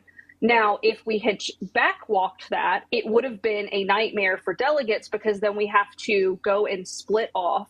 Each delegate has to have representation. Each candidate has to have representation, and then the delegate has to vote. Also, the other part of it as well was the war chest that could only be passed to Harris. If not, he would have had to send all that money back in refunds, which is time consuming and whatnot. Got it. And that would have caused a lot of things. So coulda, woulda, shoulda, doesn't matter. We did the best that we could. We had a choice. We chose Kamala. All the delegates sat on a meeting, on a call the Sunday that was announced. Biden stepped down, and then she stepped up. And they decided in that moment that as the representation for us, that they were going to move forward with a Kamala Harris ticket. And I think that that's really important to keep in mind. Got it. Fair enough. All right. Well, listen, I mean, I appreciate the insight and the perspective. So do you agree that at least there's a disconnect between the Democrats, the established, and then the actual electorate? I think that's what Moo was getting at. I do believe there is a disconnect for a couple of reasons. First and foremost, what we're seeing on this left is very similar to what we're seeing on the right. We're seeing a more progressive party start to evolve. And the difference between Democrats and Republicans is Republicans fall in line, Democrats fall in love. And what we're seeing is a very split in the party, which it's either we're going to embrace progressivism, which we haven't so far, or we're going to see a party split, which is a hard road because we have no clear path to a third party electorate at this point. So I do think that we are seeing that. So what it's going to take is Democrats understanding that there are a lot of progressives on the ticket. And let's be very clear here. I'm progressive by U.S. standards. I'm not progressive by world standards. Got it. So we're going to see a split here. And if you want to see a progressive party, you have to get involved today and start doing the work to get on the ballot. If not, you're going to need to bring your bar down a little bit, because not every candidate can fully meet those things. Like, I was a pro-peace candidate. I signed a pro-peace, pact in the beginning that I would not take any AIPAC money. And I was told in the beginning that taking that stance would mean that I would be less likely to win my election. I said, it doesn't matter to me, because that means that Kamala doesn't have to take a harder stance, because I'm taking that stance for her Got at it. a state level, where in a state that has a very sinister relationship with Israel. Interesting. Because like Tennessee has a very, very, very intertwined relationship with Israel and some of the things that they're doing. Yeah. And a lot of people don't know that. And you've got to have federal candidates holding and state candidates holding the same line, because it might seem not intertwined, but it is in fact intertwined. Got it. I got it. I think I got what you're saying. And so, what do you advise, I guess, our party to do going forward? All right. Because clearly, Donald Trump has a lot of power now, right? Mm-hmm. What do you advise us to do in order to grow the base? I think we're going to have to accept progressivism. I think that we are going to have to accept it. Democrats are also going to have to change their views going forward, maybe being less demanding, because let's face it, Republicans set the bar on the floor and they hug it. Democrats set the bar so high that if you don't meet that standard, they fall off and don't want to. Interesting. And I don't think that we need to go the opposite direction by any means. We don't need to be conspiracy theorists, but I do think that we need to be a little bit more reasonable with our expectations. Not every politician is going to make the best decision every single time. But your job is to hold them accountable. Your job is to stay active in the polls, and your job is to be involved, because sitting on the back seat anymore, specifically if you look like me, is not an option. What do you say? I see a comment. Someone says we can't be too progressive. Is there a such thing as being too progressive in your world? I mean, what's too progressive? Healthcare? Like education? Like, those are not progressive topics. Like, to me, healthcare is not progressive. It's a human right. And I have talked to actual leftists who are very, very far left, if not communists. And they make me look like a, mild cup of tea at this point. Like, Fair enough. I mean, I'm throwing out here because I don't think we're going to get the answers right away after a loss like this, right? So, but what I don't want to do is go into a dark room and just be talking to Zeus only, right? And thinking that once I come out of that dark room after talking to myself, I will have arrived at some sort of moment of zen, all right? I'm a little bit more reasonable and practical about that, all right? Well, listen, Victoria, I want to say thank you, all right? And I'm going to try to, all right, move on to our next guest. And I'm running for office again, so let's be clear. I'm continuing. Please get involved with your local and state Tell parties. them. I'm going to continue being educating people on my platform for the next 2 years. That is my goal. Thank you. It is my goal to continue that at work. It is my goal to be an accomplice, regardless. So we've got work to do, people. So Amen. Let's get going. Let's go. Ladies and gentlemen, let's give it up to Victoria once again. Show her some love. Listen, a lot of these guests that are coming up, ladies and gentlemen, they don't have to come up here and put their necks out, but they do it, I guess, just like me. They love our country. All right. And that's what this is about. So thank you, Victoria. I seriously, I appreciate that. All right. Thank you, Zeus. You can't just love your country when you win. Period. You can't just love your country when you win. Now, that's fact. You gotta be a gracious winner and a gracious loser. And if you're not a gracious winner and you're not a gracious loser, then you have no place here. Yeah. Fair enough. All right. Thank you, Zeus. Bye, guys. All right. Ladies and gentlemen, there you go. Woo!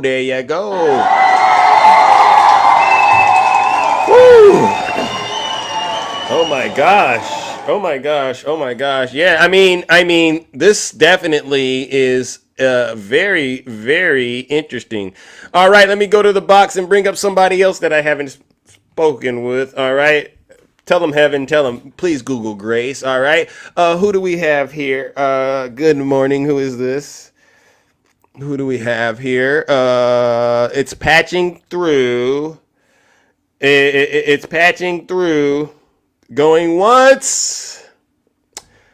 Going twice. Sold to the highest bidder. Oh, okay. Let me talk to my good friend, brother Swerving. All right. Good morning, Swerve. How are you doing, my good friend? Oh, I'm hanging in there. All About as right. best I as I didn't get to can. see you yesterday, but Oh, that's okay. That's all right. No worries, brother. No worries at all. First of all, let me just say and good morning to you, and good morning to the kingdom, and good morning to Mama Zeus, who is thank listening. you. She's on me, right? That's right. That's right. Yeah. But I wanted to say a couple of things real quick because my nurse will be here in a few minutes. Okay. So first of all, you got plenty of room in the Lake of Fire. I sure do. So don't worry about it. We got the construction set up. I'll be sending you some passcodes so you can access the cameras and turn the heat up in one section, turn it down in another one. Whatever you want to do, brother. We got you covered like a Fair one. enough. Fair enough. The other thing I wanted to say, because another talking point that they're running with now is, when Elon Musk, 4 weeks before the election, when he came out and said that Americans would have to go through some hardships, I started thinking about that because the talking point they're running with now is we go through hardships when any president changes over. Yeah. And I'm thinking to myself, okay, what hardship did we go through when Clinton changed over to Bush? None. None that I can think of. However, when Bush crashed our economy, we were all going through hardship, and then President Obama took over. When President Obama handed it off to Donald Trump, what hardships did we go through? I can't remember any. Yeah. We had a booming economy, 76 months of straight job growth, and then it all went belly up for some God unknown. I didn't manage a pandemic correctly. Right. But you didn't hear that from me because I ain't one to gossip. Yeah, we can't gossip. We don't do that. That's not a good And thing to then- do. Right now, we have a booming economy, which they don't seem to understand that. Every financial metric that the country is measured by, including our GDP, is going to be handed over to Donald Trump. So what hardships are we going to go through once again when a Democrat hands the electorate over to a Republican? And with his economic plan, Nobel laureate economists have already said you might as well get ready for another $5 trillion in debt. Okay? So I just don't understand what But they'll say you're fear mongering when you say that, Swerving. No, I'm not fear mongering. These are facts. Somebody tell me what hardship we went through when President Obama handed the reins off to Donald Trump. What hardships did we go through? Does anyone want to answer? Does anyone out there want to answer this question? Because what I don't want to do is not answer the question. All right. I just don't get it. I can't think of any hardships. I was just getting out of the Navy when Bush took over as president. I didn't go through any hardships. Yeah. Got it. We went through hardships as we invaded Iraq. We went through hardships because gas prices in this country started to go up. In some places, they hit $6-7 a gallon. Yeah. Okay. I didn't hear them complaining then. Gas prices went up more than what President Obama had them every year during Donald Trump's presidency, except the pandemic. Yeah. I didn't hear them complain then. These are facts, people. These are facts. Now, I have already publicly congratulated Donald Trump on his victory. He is going to be our next president. Yeah. And now, like you say, Zeus, we're going to hold his feet to the fire. We're going to hold him accountable. I'm going to be on him like white on rice in a paper plate in the middle of a snowstorm. You know what I'm saying? I mean, let's because they get mad. I mean, the people on the right. It's interesting, right? They sang songs about egg prices, gas price. It was all we heard while Biden was in office, right? Now we can't even bring it up without being called fearmongers. Yeah. That's Yeah. weird to me. That's wild. The conspiracy theories are still running wild. Apparently last Friday, President Obama, Michelle Obama, and Vice President Harris, they all three of them left the country because the tribunals are starting on Tuesday after guiding light soap operas. I'm like, what the hell is wrong with y'all? Like you Wow. go and download Donald Trump's acceptance speech, put it into your spank bank, and have a good time. We've already congratulated you on your win. Why does this keep coming up? Why are y'all so angry? I just don't get it. I just don't get it. I don't either. I would be partying like it's 1999 if I were them. I'd be celebrating it like, wow, the Messiah has returned. That's how I would be doing this. Exactly. Thank you for the gifts, people. I appreciate it. And the last thing I wanted to say, Zeus. Talk to me. I completely disagree with what Moose said. That's fair. Okay, and the reason I disagree with what he said is there's corporate money flowing through the Republican and the Democratic Party. Yet it was the Democratic Party that tried to bring bills to the floor to get corporate money out of politics. They have tried. Bernie Sanders has tried. AOC has tried. Yeah. To get corporate money out of politics. Okay? So that to me is a moot point because corporate money flows through the Republican Party as well. Thank you. It was not the liberals, the leftists, the progressives. We were not the ones playing identity politics. It was the right. Oh, look, they're eating the cats and dogs. When you call out a group of people on a lie, it was immigrants are poisoning the blood of the country.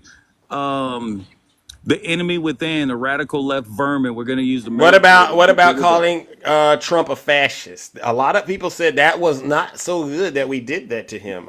Thank you, Kim. Well, we didn't. Personally, I did call him a fascist because I recognize the 14 tenets of fascism. They claim Kamala Harris called him a fascist, and she didn't. She was asked point blank by Anderson Cooper, "Do you think he's a fascist?" She said, "Yes, I do."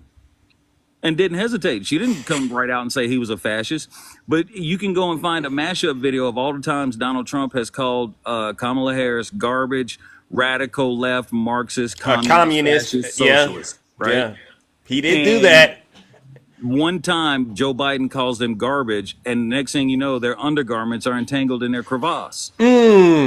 So this whole crevasse, this whole crap about identity politics, Republicans play that game. It wasn't us. Kamala Harris didn't come out and say, I'm specifically doing this for one race of people, or I'm specifically doing this for one gender.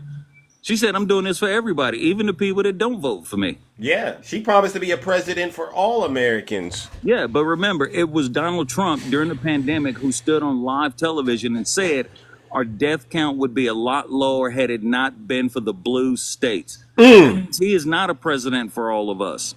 He accepted no responsibility for anything. So wow. That was all I wanted to say. All right. And, I hope Mama Zeus is doing well these days. She's doing all right. All right. Definitely, we're dealing with the issues, all right, that happened after that. And but, we'll get through it. And you're absolutely right, Zeus. The Republican Party has full control. Yeah. They better start doing something good for the American people, something other than lowering tax rates for the super wealthy and raising our taxes to help cover that cost. You cannot take away revenue coming into the government with nothing to replace it with. That's how deficits happen. That part. And Bill Clinton had a balanced budget. That it was part. perfectly balanced, and then a Republican took over, and in 3 years we went through $6 trillion, and I didn't even get a freaking coupon. Okay, so miss me with this garbage. So we're going to hold his feet to the fire as these things come to fruition, and we're going to keep holding his feet to the fire because it's all on them now. Exactly. Well, listen up, you be brother. good, brother. You have fun in the kingdom. Take care I of will. the flock. And let's make sure we keep up the good fight because the fight is never done until the fight is done. Exactly. All right, well, listen. You be safe, and doggone it, have fun while you're doing it, Kingdom. And All I'll right. see you all later. All right, ladies and gentlemen, let's give it up to Brother Swervin. The fight has just begun. I love you too, Happy Hippie. I love you too. All right. We're gonna get through this. All right. Listen, when I was growing up, I used to play. You play sports with especially your brothers, and you lose some games, and I tell you, it turns you into a real animal when you lose. All right, and trust me, ladies and gentlemen, I hate losing. So this hurts, but you know what? We're gonna continue to talk and get through it one day at a time. And make no mistake, we're going to hold Donald Trump accountable for all of those things that he promised. And you noticed how I brought up mass deportations. MAGA is doing quite the thing today to try to get me to not keep bringing up mass deportations. All right, Alter Ego, what are you asking? Come on up here, Alter Ego. Come on up here. You've been in the kingdom for a while. I need to hear from you. Come on up here and explain to Zeus what's bothering you. All right, I'll hear from you. I know it's tough, but come on up here, Alter Ego. All right, if you don't mind. All right, going once, going twice. All right, I guess Alter Ego doesn't want to come up here. All right, Dr. Keisha Davis. Alter Ego, one day we'll talk. All right, I know we will. All right, but I get it. Good morning, Dr. Keisha Davis. How are you doing? I am doing well. How are you? I'm all right. I'm all right. You know, we're out here just talking to the people. I mean, isn't that what we should be doing after an election? We should be talking to the people and checking the temperature to see where people are at, navigating paths forward and things like that. I am. I'm still taking my time off. I'm reclusive and in the Black women's silent movement. So Got it. that's where I am And right I now. I support don't that, know by if the I'm way. Yes. I support that. Whatever you got to do to take care of yourself, I totally am behind doing that, because what I don't want you to do is spiral and go down the wrong direction, if you know what I mean. Oh yeah. And I have a brand to protect. Yeah. I've heard a lot of people are doing these videos and people are taking them back to their discords and laughing at us. But Oh, I get it. I get it. I had people put me in lives and get their chuckle in, but it's totally not who I am. So, I'm still doing my routine, my daily routine, taking care of Big Zeus and things like that. All right. And so that's what's important. it is. But you know what started yesterday, besides it being Veterans Day, COP29 started. Oh, And yeah, I'm still on the health and climate thing as it gets dismantled here. okay. And so they're worried because at COP29, which is the World Climate Summit, Trump had threatened to take us out of that, is that he's going to break the Paris Treaty again. They're very, very worried because as they're working to combat things, and mind you, climate change is affecting disease and cancer and infectious disease. They're worried Yeah. about what's going to happen when he becomes president. Yeah. And all of the things that Biden had worked for are dismantled. In addition to that, there has been talks that research around infectious disease Uh-huh. is also something that's going to be cut as we move forward in January. So everybody Wow. look out, because you see right now, infectious diseases are climbing. Whooping cough is something that we used to not have a problem with, and it's killing our babies. Wow. From 4,000 cases last year to 20,000 cases just now. We haven't reached December yet. What? You got people and get whooping cough, and it's killing. It can be deadly. Yeah, because Wow. of vaccinations. So Wow. So do you sense that a lot of people are just misinformed, or are they being more, like you think, willfully ignorant? What do you think it is? both. Nasty. When you're in a party where you're told just to read one source, to not trust science, to not trust that.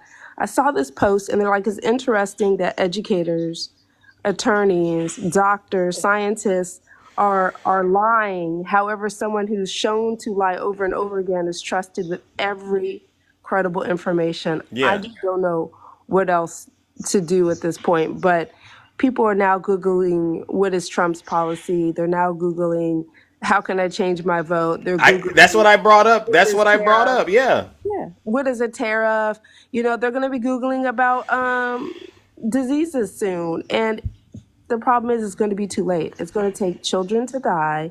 It's going to take more people to have long COVID and chronic diseases.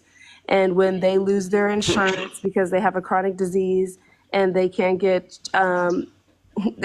care, Yeah. because someone wants to dismantle the ACA, they're going to mess around and find out. And there's going to be no doctors there to help them. So do you believe that we're in a space right now where a lot of people may have gotten a little too comfortable with how life has been, and Yes. and now they're probably in a space where they're like, oh my gosh, I didn't realize how comfortable I had or how good I had. Is that kind of where you're at with this? I am, during the pandemic, what happened? People saw what happens behind closed doors in science all the time. Mm. And so they're like, oh, this is how things get passed. They didn't understand what happened when we had these EUAs, with emergency authorizations. They don't understand clearly what the FDA does. They Yeah. don't understand that vaccines have been around and protecting us. And so all of a sudden now they don't understand when this door, this floor is going to be taken from under us, what that means. They don't understand what the overturning of Chevron doctrine is going to do for scientists and other federal agencies that do things we don't even understand. Right.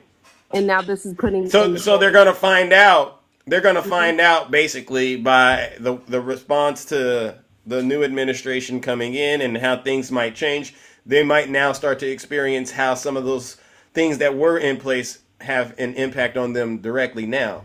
For Is what you- instance, someone in the thing says you guys need to get over it. No, as healthcare providers, if you were only in the groups that we talk about, we're dealing with this every day. Medicare just cut reimbursement another 3% for doctors. If you are already wondering why it's so hard to get in a doctor, please get over it when one of your loved ones or your child is diagnosed with cancer and you can't get in, or you have an HIV loved one and you can't get in to get care. Let me tell you to get over that too, please, because it's the reality is hitting the door closer and closer as droves of doctors and healthcare providers are leaving healthcare. So why don't you get over that too? Wow. No lies detected. I know you're speaking the truth because I understand that to be really what's going on. It's just to me amazing that it's not so obvious to a majority or to the masses, right? And so I understand this is why we got to have these kind of conversations. We do, and the people that look like us. And I heard another thing, Zeus. What's that? I loved it. I was listening on a talk show, and this woman said her friends were Trump supporters, and they're like, "Wait a minute, this means now that I'll lose my nanny that's undocumented." They're not worried about the welfare of the nanny, but they're worried about the fact that they won't have that nanny anymore. So while you guys sit here, please do realize that whether it's someone you depend on to do your yard work, whatever frivolous thing you depend on, or could actually be hired, could be an attorney or someone that you depend on, that these things are going to affect them more.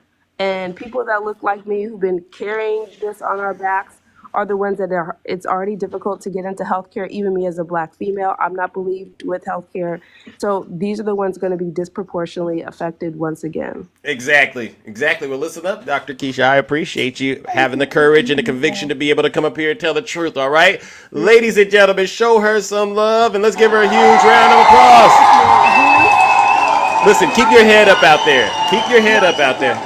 Check out the Medical Collective podcast where we talk about all of these issues as Black and brown physicians. Thank you. All right. And I appreciate you. Please continue to keep on coming back and delivering that unadulterated truth. All right. All right, you too. All right, ladies and gentlemen, that is Dr. Keisha David. Let's give her another round of applause. All right. Okay, listen. All right, if you're a Trump supporter, please put a 1 in the chat. All right, I'm gonna go back and address whatever issues you might still be having. I think the biggest concern that I have now with MAGA is why are you not happy? All right, I don't get it. Why are you not happy? Put a 1 in the chat if you're a Trump supporter. Oh, Retro Stan. All right. Okay. Well, who do we have? Who do we have here? Robin. Good morning. How are you? Yeah. Good morning. I'm great. You're a Trump supporter. Are you in the United States? No. That's like the thing. So you can't count me as valid. Oh well, then I'm from Sweden. Okay. So for me, it's like what affects my country when it comes to this. Well, listen, I can understand Sweden is a great place. One day I'll go there, but unfortunately, right, Tara, we gotta talk to the folks who are boots on the ground, all right? Because these conversations, I promise you, starting January, I think the mood is going to shift, all right? So I definitely want to capture the mood, all right? I want to capture the mood, all right? Who do we have next? Please put a 1 in the chat if you're MAGA and you want to get up here and at least explain to us why you're in the mood that you're in. All right. Put a 1 in the chat. I don't got all morning, ladies and gentlemen. Please, let's get this out of the way. All right. Okay, I see 1-1. All right. David Cruz. Come on up here, David. Welcome, David. Welcome. How you doing? I'm all right. What part of the country are you in? New York. New York, all right. So you voted for Donald Trump, I'm assuming, and you're happy. Absolutely. I'm elated. Very happy. Why? Because I mean, at the end of the day, it's like I saw it coming from a mile. Like I mean, at the end of the day, it was a terribly ran campaign. And the thing is, you really thought you got here, mind you, I've actually voted Democrat my whole entire political life. I voted for Hillary. I voted for yes. Like I remember exactly in 2016, me being in college, being devastated that Trump won. 4 years passed by, we were all right. It wasn't the end of the world, apparently. I thought it was the end of the world at the time. And you know, I started like I'm a lot more politically mature. How old are you? I'm 28. I'm 28. Okay. So 4 years passed while Trump was president, and you said that wasn't so bad? It wasn't so bad. I voted for Biden, and I'm gonna be honest with you. Why'd you vote for Biden? I want my vote back. Wait. For Biden. Why did you I vote voted for Biden. Why? You had 4 years of Trump, and you said, well, that wasn't so bad. Why did you vote for Joe Biden Because then? I was under the Trump derangement syndrome. I was under the identity politics. I go front. If somebody calls somebody racist, I'm gonna take that personally. You know what I'm saying? As Why? a person of color, because as a person of color, I do not like racist people. I mean that's perfect reason. If the media constantly tells me this, then I'm gonna believe it. But you know, after a while, you know, it starts wearing off, and it just started becoming more and more clear, even with the news cycle media this time. Y'all had all that advantage. There was so much negative press on Donald Trump, and y'all still lost. Jesus You know what I'm Christ. So then you voted for Trump this election. Absolutely. So let me ask a question. Do you have a problem calling a criminal a criminal? So here's the thing. Now that because it's getting to me a lot. It's getting watered down. It's getting overused. It's getting overused. Are we talking about the Florida thing? No. Definitely not $18 million. No. So, for instance, right here in the Bay Area, you know, there's crime going on. The news reports it. Police pulled over this person, or this person has been arrested, and they're being charged with X, Y, and Z, and they report that on the news. Do you consider that identity politics? When the news talks about regular Americans and points out the crimes that they've committed. No, I think the identity politics that I'm talking about is that when Joe Biden says you're not black if you don't vote Democrat. The identity politics that I'm talking about is when Joe Biden specifically put Kamala Harris in because she's black, supposedly, and she's a woman. I mean, at the end of the day, when it comes to qualifications of okay, I can't. I mean, I'm really trying to have a fair, honest conversation. But don't you think Donald Trump? Don't you think Trump also plays identity politics? I mean, don't come up here and just say it's the Democrats playing this game. It takes two to tango, right? When it comes to the position of commander in chief, I don't care about gender or race, to be honest with you. But you're not answering my question. Not really. Not as So when Donald Trump talked about let's see, what do we got?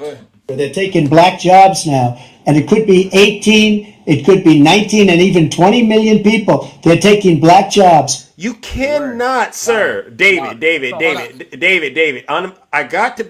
I got to be honest, all right? Before I get into the politics, you can't come up here and tell me President Biden making a remark about whether or not a person voting for him is black is identity politics, but then turn around and convince me when Donald Trump talks about black jobs, that's not identity politics. Let's just stop lying about it. But how about we be a little bit more honest? Because again, I voted blue for most of my political life. That the Democrat Party does not does lean on. But you didn't answer that. I noticed how you just said, "Let's talk about something else." Let's just agree. When you talk about the illegal immigration problem, Jesus Christ, that had nothing to do with identity immigration. Okay, so we'll get into immigration in just a quick second, and I'm glad you went there because that's going to be the drum I'm beat until it actually happens, right? But I want to at least let's that you think, go ahead. I'm sorry to cut you off. Go ahead.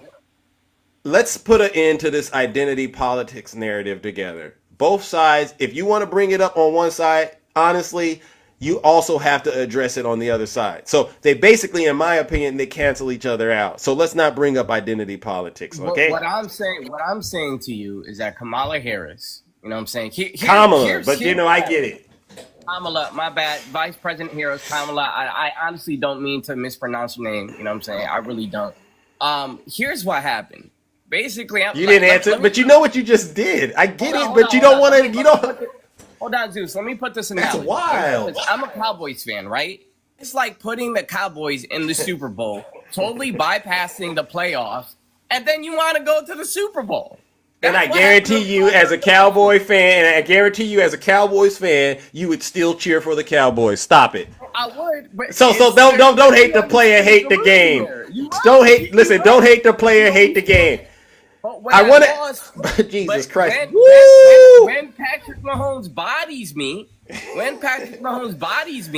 know what I'm saying? I can't be surprised why that happened. That's literally what happened. Okay. There was no, we're talking about. Okay. But if he bodies you, you can't go, well, it was because of identity politics. Come on. I want people to have honor. I chalk it up to Kamala Harris. There should have been a free and fair republic. A Democrat should have voted. That's literally. I don't think it's that. Honestly, I think, here's my honest opinion. I think Joe Biden's age was a big issue. All right, and I also think inheriting a country after the pandemic was also a bigger issue because there's a lot of social safety nets that were removed, which had a direct impact on the amount of money people had in their pockets. You went from a place where people were collecting unemployment checks, correct? Remember that? Yeah. And that was money. That was money in the bag every month, no matter what. Maybe we should go down the path of universal basic income, I think. But when you took away that unemployment money, a lot of people were not prepared for that. A lot of people weren't prepared for that. Right? Let's be honest. A lot of people weren't prepared when they cut that unemployment money off. Zeus, am I right? Am I right? Let me put it to you like this. Yeah, I mean, to an extent. Let me put it every time I get you in the spot and I need that answer, you do me, you turn around and do all this other stuff. But you know how it is out there in these streets. You know how it is in these streets. Listen, you know how many. Let me put it like this, right? David. You know how it was out here in these streets. Folks was collecting them checks. It was a pandemic. And they was collecting them checks. The Democrats were in. You don't want to be honest. I know I'm getting somewhere. I knew I got you. Yeah. You know what I'm saying? But here's the thing. Let me put it to you like this. This is why I feel betrayed for the Democrat Party and why it has drastically changed in the last 4 years. So, mind you, like I was kind of turning. Like I voted. Did you for get Biden. any unemployment? Kind of. Can I go back? Being like the fog of the gaslighting of the news media. I was kind of turning, but I just I didn't get an unemployment check. But David, I was of course that biased. But I just started realizing. Hey, David, we saw Biden's brain. Hey, David, are you there? Are we gonna deny that? David, are we gonna deny that? Wait a second, David. Jesus Christ! How come I can't even mute his mic? I can't even mute your mic. You got some sort of force going on where I can't even mute the mic, David. Whoo! I need to slow down.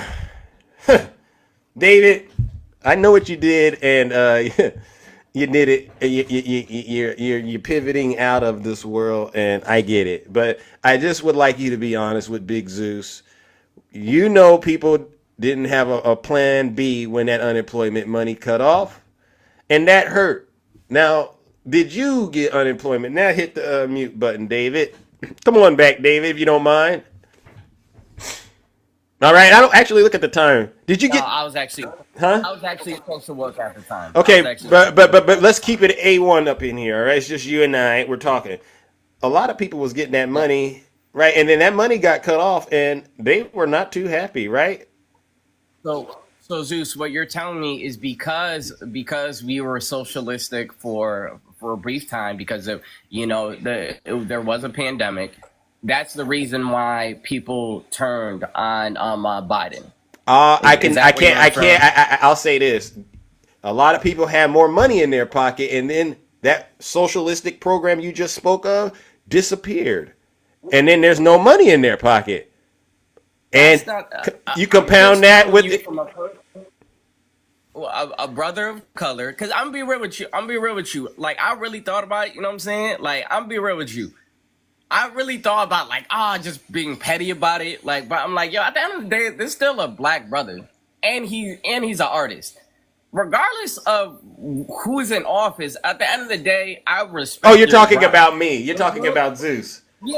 Oh, okay. So I was like, well, I have that effect on people. Seriously, I do, because I'm an overwhelming individual, and I get it. So, but it still doesn't take away from the truth and the facts, right? But I ain't gonna front. But what I'm saying, I ain't gonna front. I was gonna be petty, but like I really thought of it, and the reason why is because I actually help artists all over the world. You know what I'm saying? From India to Africa to Australia, the UK, and I like that. That's Handsome, actually thank what you. like inclined me to you. So I was like, once one of my other friends said she supported Kamala, what I realized, I was like, You mean I'm Kamala? more than just. Yeah. Like I'm more than just my Fair enough. identity, and who I believe. Got it. You know what I'm saying? Got it. So even the last time we talked, I was a little bit petty, and I want to apologize for that because at the end of the day, you still a brother. Still a brother, and at the end of the day, we're all American, and we all want what's best for the country. But as a person who's Democrat and voted for Biden, I'm gonna tell you the reason why I turned. Okay. I got 2 more minutes, and then I got to move on to the next guest. Okay, all right, so this is a lot going on. All right, and this is the reason why I turned. Other than I started understanding money better and the economy better. You got crypto? I voted for Biden. I saw his cognitive decline. It was very, very obvious. It started getting progressively worse and worse. The media tried to cover it up. At this point, at the time of the debate, it was extremely obvious, right? And then once it was just so obvious they couldn't deny, they just plopped Kamala President Vice President in there. And to be honest, I felt betrayed. I was like, yo, I trusted you. And then on top of that, you didn't even have a Democratic primary. You got to at least Okay. That's Well, listen. We got away from it being about identity politics, and now it's that. So I got to think about that. All right, but listen, David, I got to move it on. Okay. My brain is kind of getting scrambled trying to. But do you understand that? I'll Jesus leave Christ. from the panel because you got other people. I gotta move, but you gotta focus. Do you understand why I feel betrayed, though? Yes, I get it. I totally understand. And why didn't Kamala say anything about it? Okay. David, David, Lord have mercy, ladies and gentlemen. David, I got to move on. David, you got a lot. Oh my God. I don't know. I appreciate the apology, though. All right. You don't got to be petty just because. All right. You don't got to be petty on TikTok. All right. You can say what you need to say, and we can disagree. All right. And I appreciate you not wanting to be petty about it. All right. But make no mistake, ladies and gentlemen. I woke up this morning, and I said, I'm going to continue to drive the point home about the issues that I foresee coming, and I brought up mass deportations. It's just bizarre that no matter who I bring up and we talk, it's not really as big of an issue yet. So, especially with MAGA, all right? But we'll keep it going, all right? So what I'll do is I'm going to open up the box and I'm going to go bring up someone else, all right? Hopefully this will help change the direction of the conversation. Hi, Jess. Good Political morning. Candy. Good morning, the beautiful Jess. How are you doing? How have you been dealing with all of this? Oh, I've been okay. I've kind of been taking a break. I've been on lives here and there, like just in small ones. Okay. And I haven't really done too many videos. I kind of been like, honestly, working on educating myself more on topics. Good. I wanted to bring up something though. So Congress is working on a bill to increase the pay of all active duty members by 4.5%, as well as an additional 1% for anyone ranked E3 or lower. And they said that this should be finalized around Christmas. Oh, let's go. Oh my God. Let's give a round of applause. We need that. Take care of men and women in uniform, please. Thank you. There is also a bipartisan bill to tackle military hunger, co-sponsored by Tammy Duckworth and Lisa Murkowski, to tackle hunger in military basic housing. Basically, it'll take their allowance out of the equation when it comes to SNAP benefits so that more military members can get food. Thank you. Now, don't let the Orange Cheeto take credit for this, because it is the end of the year, and whenever things start rolling for this, you know Trump will take credit for it. Good. And he did not. So also, I want to talk about the tolerance paradox, because I keep hearing the left is intolerant. The left is so I'm hearing it too. So the tolerance paradox is from this philosopher called Karl Popper. Basically, it says that it's the philosophical and ethical dilemma regarding the limits of tolerance in a society that values freedom and pluralism. Basically, should a tolerant society tolerate intolerance? So if a society embraces diversity, allowing different beliefs, opinions, and lifestyles to coexist, tolerance is a foundational principle. Correct. Some beliefs and ideologies are inherently intolerant. For example, groups that advocate for the suppression of others' rights, or hate groups, or totalitarian ideologies. Yeah. These may promote violence or discrimination against individuals or groups based on their race, religion, gender, or sexual orientation. Correct. The paradox arises when we consider whether a tolerant society should tolerate those who are intolerant. And if a society that is tolerant extends that tolerance to those who are intolerant, it risks undermining its own values and allows those groups to gain power and potentially harm others. Conversely, if a society decides to be intolerant of the intolerant, it may Jesus be Christ. acting against its own foundational principles. Wow. So, Karl Popper suggested that in order to maintain a tolerant society, it's necessary to be intolerant of intolerance. He argued that a society should protect itself from those who aim to destroy the rights and freedoms of others. This means that while a tolerant society should allow for a wide range of beliefs and opinions, it must draw the line at all ideologies that threaten its own existence and well-being of its citizens. Yeah. Rick, thank you. That's spot Matt, on. Yeah, I need them to take a really good, hard look at themselves. And you guys are still crashing out. Y'all won, and you're still crashing out hard. Like, Ange just went live the day after it all happened, right? Yeah, right. And she posted the video, and it literally had a lady saying that she's gonna find her house and mess her up. Crashing out real time in front of us. Y'all won. What do you mean? So it just goes to show you guys are still intolerant, even when things are going your way.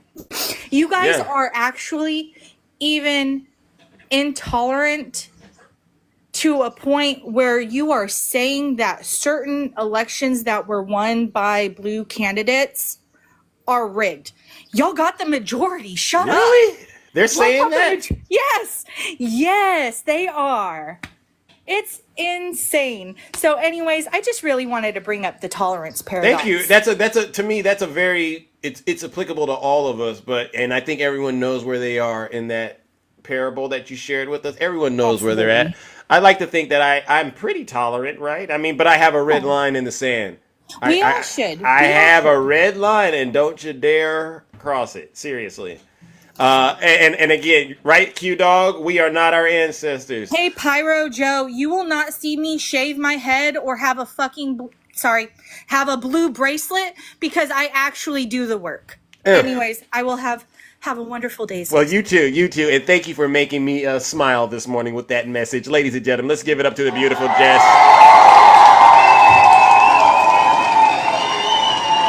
We're going to be fine, ladies and gentlemen. Listen, we've survived Donald Trump before. We're going to be fine. I got a lot of tricks up my sleeves, all right? But to the brothers out there, the brothers out there that voted for Donald Trump, I forgot to tell you, you might want to make sure your registration on your vehicle is current, because I'd hate to see you getting pulled over, if you know what I mean, right? They know what I'm talking about out there. The real ones, they know what I'm talking about. Make sure your registration is current. Contact your DMV. All right. The playtime is over. All right. All right. Let's see. Who do we got? Woo-wee!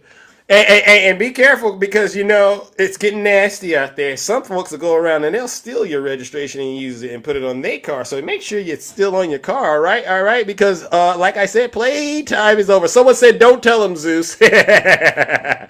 All right. Let's see. Law Guy says Zeus getting deported. Law Guy, come on up here if you don't mind. Law Guy, please. Law Guy, you just heard Jess. Come up here. And the question is, if you won, why are you all so angry still? I don't get it. And again, I want you all to understand, Donald Trump, you can tell what his priorities are by these appointments that he's making right now. And he's got somebody ready to help start the mass deportations, all right? I get it. To the people who said, well, here's the reason why I voted for Donald Trump. I totally get it. The Democrats let you down. But I don't know if you see how I can get that? I'm not quite sure y'all can get this deportation thing that's about to take place, all right? This is some serious stuff that's going down, all right? Serious stuff. All right, let's see. Put a 1 in the chat if you want, or a Trump supporter, you want to come up. PA, thank you, PA. And by the way, thank you. Dems love to flip the script. Well, you know what they call me? Flipper. Let's see. Enjoy your milk prices, MAGA. Yep. Put a 1 in the chat if you are a Trump supporter. You want to come up here and talk to Big Zeus. All right, Snuggles, we talked yesterday. I can't talk to you every single day.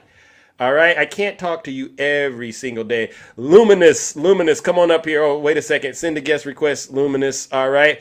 I'm trying to bring up people that I don't normally get to talk to. Oh, there he is right there. You put a 1 in the chat, all right, and then I'll go back. We got a couple of more minutes, and I'll try to get to some of the others.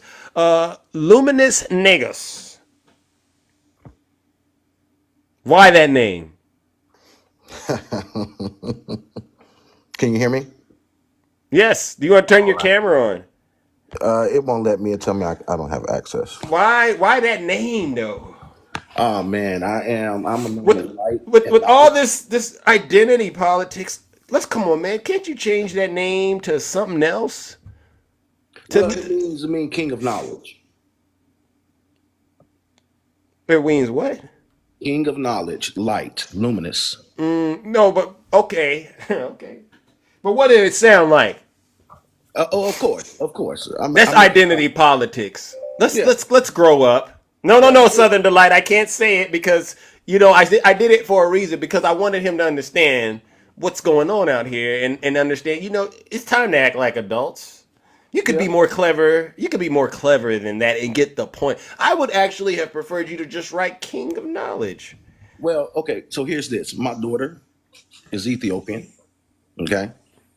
Haile Salah, Ethiopian, the last Negus of Ethiopia. Okay. There are no more Neguses in Ethiopia. I brought Negus back to Ethiopia for the first time ever since Haile Salah. Well, okay, all right. Now you're getting into some territory I'm not too savvy on. All right, fair enough. Yeah. I'll take your word on it for now until I go look it up. That's fine. So on this identity politics and being a quote unquote Trump supporter, a lot of things that he say I don't rock with. Okay, but he's going to go after whatever base that he can. Now, my thing is, as a Black American, all right, and a business owner out here, and I do a lot of cabling and stuff like that as a company. Mm-hmm. Out here in San Antonio in 2019, when I decided to start my business, you know, I put in for some bids for quite a few projects, and every time I got underbidded, and it was because of immigrants. In San Antonio, that I'm sitting here, I'm all like, yo, I have the expertise, I have the education, I've been doing government contracts for over 10 years. I've been doing everything that I possibly Got it. you know. And I got together a whole bunch of Black IT people from out here in San Antonio, and everyone had the same story. They're like, yo, they're being underbidded crazy. They say they go out here on these projects, these people out here making less than $12 an hour, you know, and these people can pay them less so they can bid less for these projects, and we not getting the money, you know? So I'm sitting there, I'm like, okay, yeah, Trump, some of this stuff you say is freaking off the wall, bruh. But you know what? I've been trying to build generational wealth for a hot minute, and I just can't seem to get it. And then now I'm sitting here and I'm looking at Democrats continuously throwing money at the problem. Okay? And as they're throwing money at the problem, I see the same thing that happened in the 70s and the 80s when they decided to do mass incarceration. Then here comes welfare. Okay? Now This is deep. This is deep. This is deep. You know what you just did? You took me to a place that's deep. And words like hate pop up in my head as you're telling this story. You wouldn't have hate in your heart. No, by no means necessary. By no means necessary. However, there's a group of people who are forced to come here. There's a group of people who chose to come here. Who are the people who were forced to come here? The Black Americans, us Black Black. You're referring to slavery. Yeah, slavery. And then your argument is that the migrants, they chose to come here. They chose to come here. And from what you're saying is there's an issue just on that principle alone. Like, you're in Texas, you're trying to provide for your family, and that means you got to make some bread. And you go and you bid for these contracts and you keep not getting them. And your answer to belief, or your belief as to why you're not getting them, is the reason I'm not getting these contracts is because these people who I'm competing with, they can do it at a cheaper price because they're using immigrants. Right. But on, Got and, it. and then on a deeper level, right, when we get into But what do you think Donald Trump will do to fix that for you? Clear the board. Clear the board? Clear the board. Like mass deportations. We can talk about mass deport. Yeah, we can say mass deportations. You know, that's going to hurt the economy. First of all, I do not agree with his mass deportation because that's going to 100% hurt the economy. We could take this year by year, you know what I'm saying, and work out a way to do this. But if you clear the board, and I spoke of it earlier, you know, there's going to be families that are torn apart. Do you think the money is worth it at that point? I mean, because my argument, honestly, is I'm in California. I feel the economy just like every other American. But I have a principle about myself where it's like, no matter how much money you pay me, I just can't, right? And so that's kind of what I thought we as a nation had arrived to, that point where people understood, yes, money's great, but there are some principles, there's beliefs out here that to me should override that. And hearing this story, I realized there's still more work that we have to do on this front, right? Because maybe there were other things you could have done within your business to help be as competitive or more competitive than the people who keep outbidding you. Well, here's the part right here. You know, so to that point, okay, I get that. Yeah. But let's say like here in San Antonio, okay, here in Bexar County, when I go to here, Black people are 6% of the population. Okay, it's 2.6 million people here. All right, now that 2.6 million people, majority is white, and then here comes Hispanic, and then so forth and so on. White, Hispanic, and then others, and then black. You're pretty much at the bottom. You're outnumbered. Right. So when I go into City Hall and I sit down with them and I have these conversations, and they have money that comes available for grants and so forth and so on. Those boxes that need to be checked for a person like myself to get that money, Yeah. in the mix. White people aren't in the mix. Hispanics run Bear County. They don't want no one else to get the money but them. So we have a situation here where the east side of San Antonio needs the money. The northeast side of San Antonio needs the money, but because the huge population of population of Hispanics live on the west side and the south side, all the money goes toward them. And I have to, just like a couple of years ago, I moved to a historically unused business area so I can help get some grants so I can, be in that number. So what I'm saying here is like, hey, if we all going to be one, and everybody's saying, hey, let's be one, let's be one, let's be one, I just feel like Americans, natural born Americans, even if you got your citizenship, however you got it, Yeah. there needs to be a checklist on who gets what first. And your argument, you got here yesterday don't mean you get to come first. We got people that's on welfare lists and Section 8 lists. but do you think that makes you kind of come across as racist? Well, to be racist, okay, the definition of racism, you know what I'm saying, is to, over a huge amount of time, go against this one group of people and do things against this one group of people. What I'm saying is not necessarily racist. It's, hey, do your time, do what you need to do and to get where you need to go, but don't try to jump the line in front of people who actually been doing the work for longer periods of time. I mean, this is to me what I appreciate, honestly, is this is not, well, Kamala and Donald Trump, X, Y, and Z. You're really, to me, getting at the issue in terms of why you voted for Donald Trump, which is fascinating. I don't agree with it, but I know a lot of people like you are out there and they believe what you're saying. And I played this yesterday and I wanted to get your opinion on it. This is what Don Lemon had on his live. This is a Hispanic person explaining why they voted for Donald Trump. All right. And I want you to help me because your position is we need to clear the board. All right. And stuff like that. Listen to what this gentleman says. All right. And then we'll go back. All right. Millions of educated people who know Kamala's policies, don't consider themselves MAGA Republicans, and didn't vote for her because they just didn't like her. They didn't like her as the candidate. No sexism, no racism. She just wasn't their choice. Well, I don't know if that's a fair statement to make because you don't know why millions of people do it. If you say that you just don't like someone, there has to be a rational reason. Otherwise, that reason is usually cloaked into something else. If you can't name specific policy reasons why you don't like her, I do believe. For me specifically, like I didn't like the when she was offering the loans for black men only. I felt that was a violation of the Civil Rights Act and the 14th Amendment, and I felt it was kind of like doing the same thing they did with college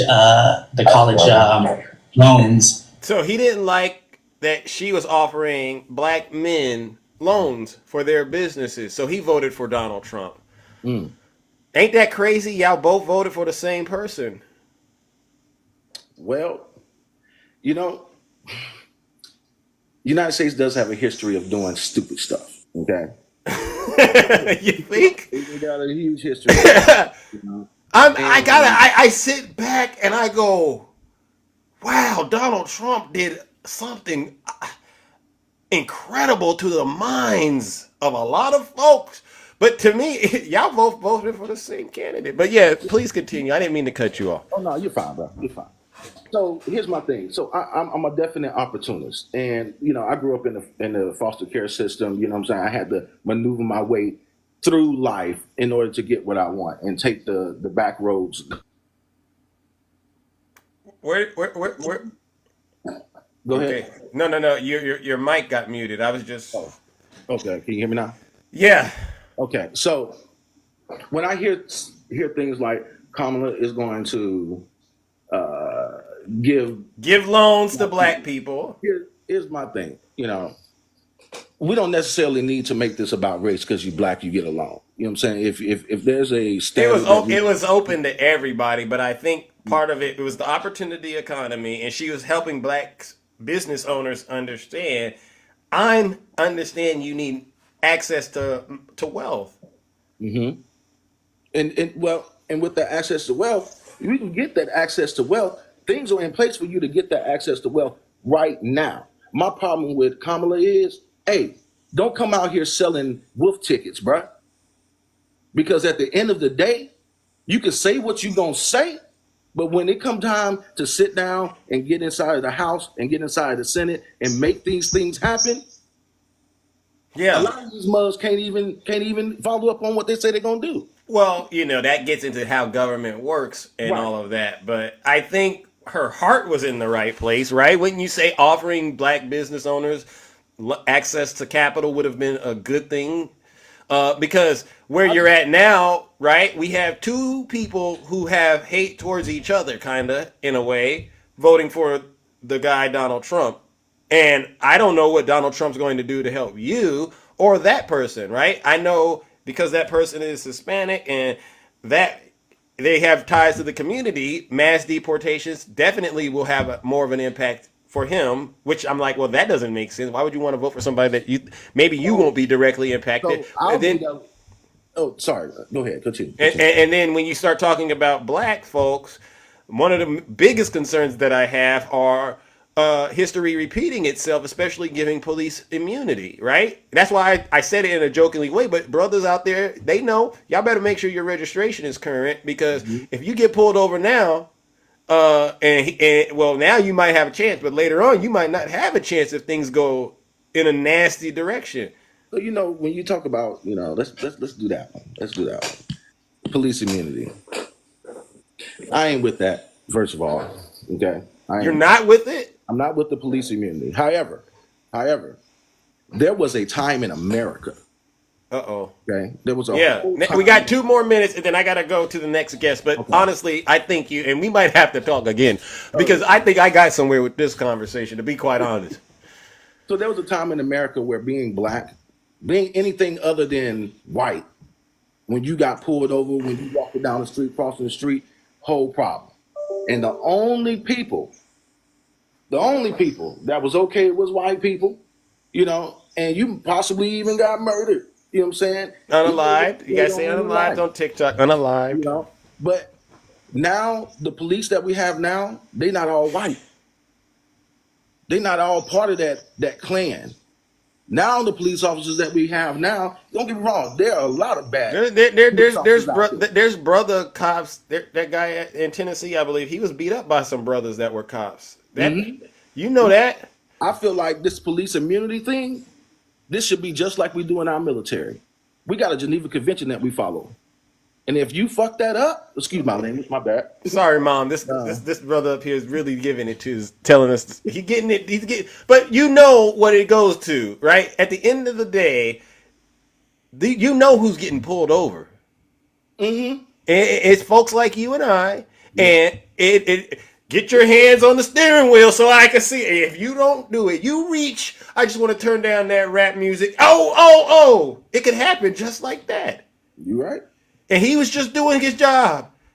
You know where this is going. And we've been down this path before, which is why I was wondering, have we arrived as a country where we knew that, hey, I'd rather spend an extra 2 or 3 cents, maybe even $2 or $3 on some eggs than to go back and deal with all of that. I thought we had arrived at that point, but clearly we haven't. And it's not just you. It's not just you. Like I said, I played you the clip of that Hispanic gentleman who was making the point that I don't like the fact she was giving black people money, so I'm voting for Donald Trump. So I think I don't think they should have did that. Just to be honest, like I'm cool with Trump because and I'm an opportunist. Trump is going to do some stuff, you know what I'm saying? And I'm all like, hey, I can slide in, and me and my people, we can slide in, we can collect them dollar signs. Okay, all right. Businesses, and then bring in these immigrants under our businesses. And we go get that money that way. Okay. You know well, listen. Luminous, I got to bring you back. I got to go to the next panelist because it's getting to that point where I got to kind of wrap things up. But I want to thank you for having the courage to come up here and tell your truth. All right, even though I disagree with it wholeheartedly, I do believe you were genuinely being honest about how you felt. Yes. All right. Thank you, and hopefully we talk again, ladies and gentlemen. That's Luminous. That's a valuable conversation, ladies and gentlemen. We're all going to go on the rest of the day thinking about what we just heard. That was a valuable conversation. All right. I'm going to bring up my good friend Nutty, and then I'll try to bring up Takesha, and then we're out of here. Good morning, Nutty. How are you doing? Nutty, are you there? Good morning, Nutty. So what's going on? Nutty, are you there? Okay. Yeah, can you hear me? Yes. It's a little bit of a delay. Here, let me drop down and I'll re-request. Okay. All right. Sounds like a great idea. I'll drop down and I'll re-request. I got you. All right. Sounds like a great idea. Ladies and gentlemen, that's Nutty. I know Nutty is going to say things that I just can't say, but that's why we call him Nutty. All right. And he's also nutty because he thinks he's more handsome than Zeus, which we all know is a lie. All right, Nutty, please send a guest request. All right, again, and we'll get straight to you. All right. Oh my goodness. All right. That was a real conversation, though, ladies and gentlemen. That's why I enjoy TikTok. When you get real honest conversations like that, then you go, oh yeah. And see, now I understand why folks did what they did. Just like there's a piece out there about AOC voters voting for Donald Trump. I mean, strange things have happened. All right, Nutty, look at the time, Nutty. Come on, man. What are you on? Nutty, seriously, going. You know what I'll do? I'll give him 10 seconds, 10, and then if not, we'll go to you, Takesha, because we got to get up out of here. All right, Zeus has other things to do in the kingdom. All right, going once. Tell him, Tiffany. Yeah, Nutty is on Nutty time. All right. Well, listen, ladies and gentlemen, we'll go straight into you, Takesha. I don't know where Nutty went. I don't know where he went. His phone probably has to update. Good morning, Takesha. How are you? Hey, Zeus, listen, I'm going to be real quick. 3 things. Luminous is prejudice. Luminous work is trash. That's why he's not getting those bids. And Luminous is jealous because he's charging more than those people and they going with the lowest bidder, which companies usually do. At the end, he said we can bring them in under us. He sounds just like the white tea people that don't want black people to get ahead. If he want them to make something, but he don't want them to make more than him. He was dead wrong. I did not like anything that he said. I did not agree with anything that he said. And to say that he was against immunity for the police, but you voted for immunity for the police is ludicrous. How about Talk that? to him. You say you don't like mass deportation, but you want them out of here. Make that make sense, Luminous. Make it make sense. Anything that you said, I need you to make it make some kind of sense. Do that for me.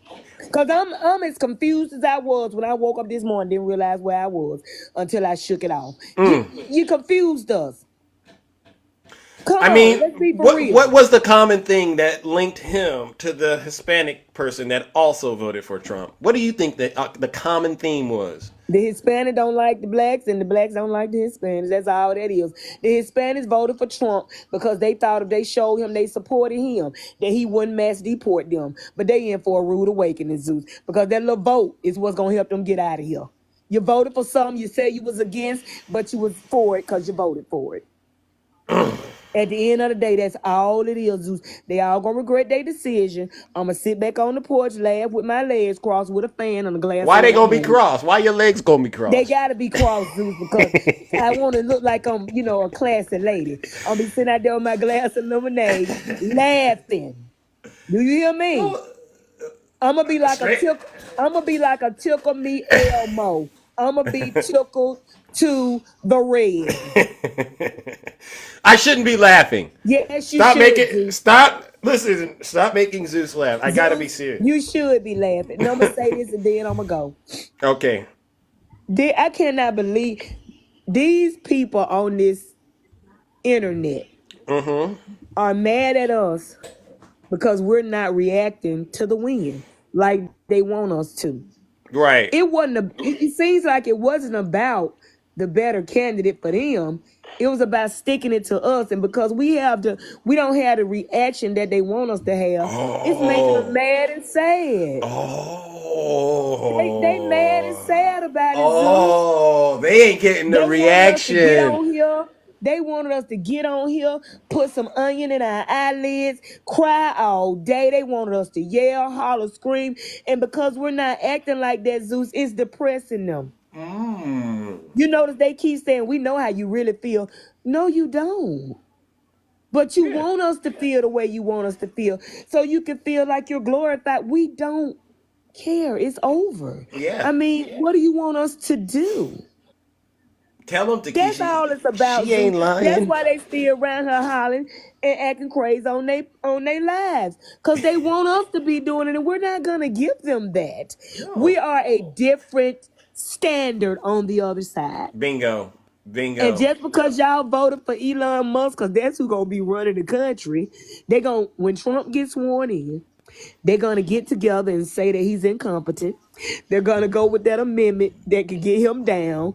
JD Vance gonna step up, and Elon Musk and him gonna run this country. Watch what I tell you. Okay. All right. And again, are we crying about it? No. No. You're getting what they're getting what they wanted. All right. Fair I'm enough. still getting my fan and lemonade ready. There you go. There you go. Well, listen to Keisha. I thank you so much. All right, ladies and gentlemen, because I got to All run. right, sweetie. But thank you for coming up here. All right, ladies and gentlemen, let's show Keisha some love. Let's give her another round of applause. All right. Now, oh my God, I really do wish there was more time in the day. But for those of you I don't get to today, like I said, we'll come back tomorrow. I'll still be doing this content, and we'll get through it. Yes, Nutty, welcome. So I woke up this morning and I chose violence. So the two black men that you had on your panel this morning. Yeah. David and Luminous. Yes, they are the reasons why abortion should be legal. Nutty. I don't care. They're the reasons why abortion should be legal. When you're anti-black, when you are against your own community, then you know what? Fine.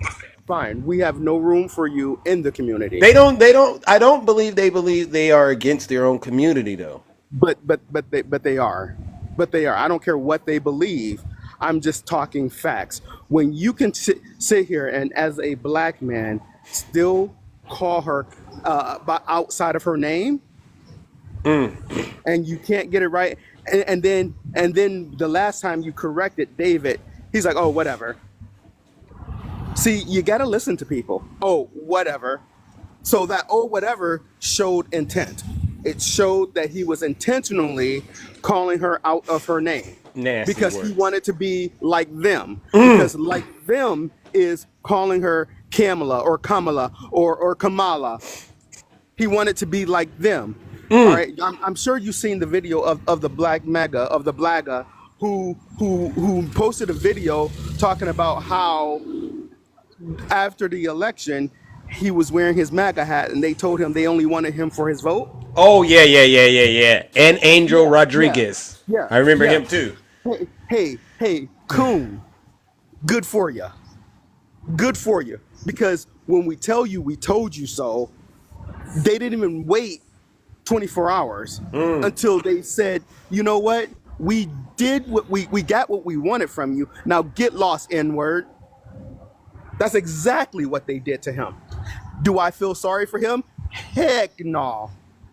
Don't feel sorry for him because, like Takesha said, you're gonna get what you got coming to you. Amen. What goes around comes around. Yeah. Your heads get cracked up by the police because they have unlimited immunity now. To the last guest, he said, "I'm an opportunist." Well, I voted for Trump. You are sick. You are disgusting. I told you a couple days ago, Zeus, I didn't vote for me. I didn't vote for Nutty. I voted for my daughters. I voted for other people's daughters because I'm going to be okay.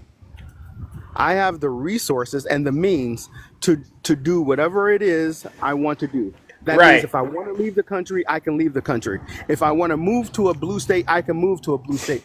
I have the means to do that. But not everyone is as blessed as I am. Right. Not everyone has the means to do so. So therefore, I have to look beyond my pocket.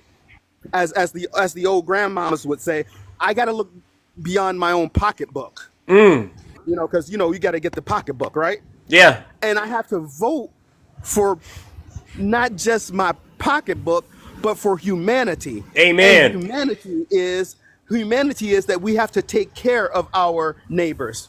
Humanity is that we have to feed people when they're hungry. They want to say we're pro-life, but they don't want to feed kids in school. The devil is a lie. Amen.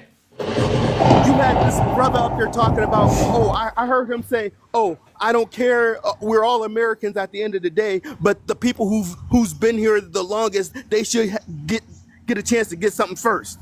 No, you just said we're all Americans, right? So it doesn't matter how long they've been here. If they're an American, they're an American. So now we're putting a time limit on how long you've been an American in order to get help. Did you catch that? I listen. It was a lot going on in that conversation, and so yeah, it's interesting how you processed what was said. I mean, that's very interesting. It's a valid point. That's a valid point. I just think it's interesting how hatred got people to vote for Donald Trump. I thought that was fascinating as well. But it's not how I process it, Zeus. It's what he said. Yeah. It's just what he said. And that's the problem with this past election. People want to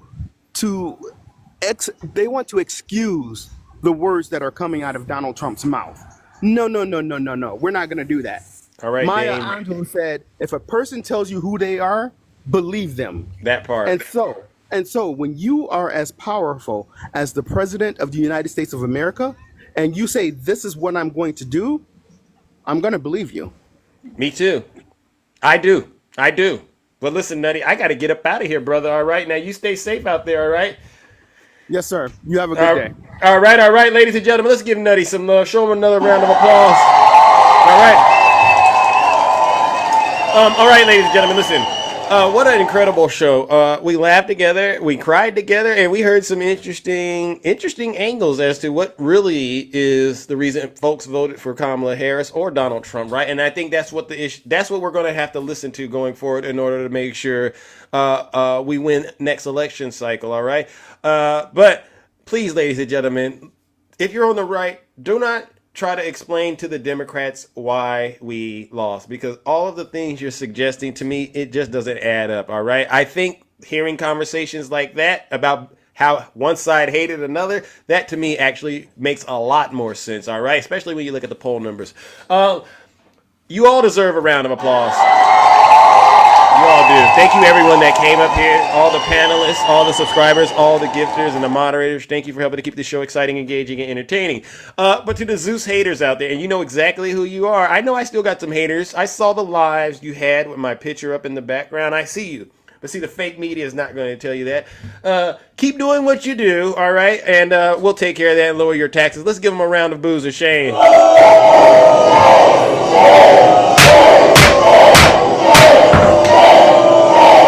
I love you too, Jared.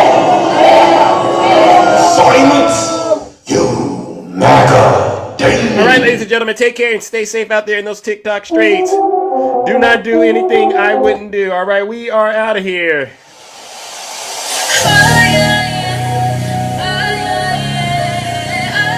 Have a great rest of your morning.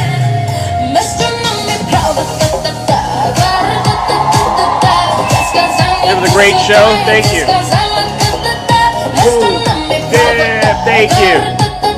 Zeus, I am cold. Can you warm it up? Hey, DJ Queen. I love the show too. Thank you. Queen Lotus, thank you. Thank you, everyone. You don't have to, but you do.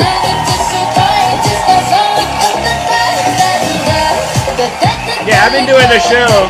Thank you for following me. Yeah, I've been doing the show for a while. All right, we were Rick in the chat. We've been doing these shows way before it turned political. But guess what? We'll keep doing it no matter what, because we got to keep letting the American people understand what's happening.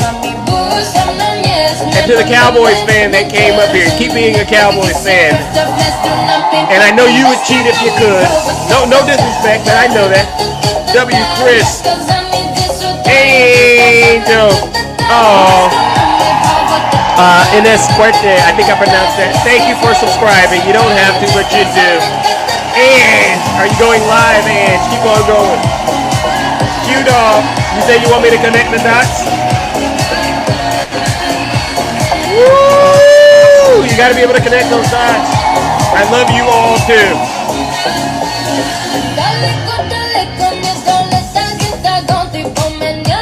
Hey! Woo! Let's go! Too many for the people, sticky fingers.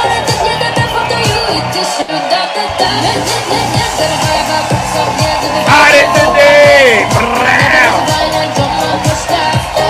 Keep on winning. That's the name of the song. Yeah. She's a great person. She's a great artist. Check her out. Thank you, Bamba.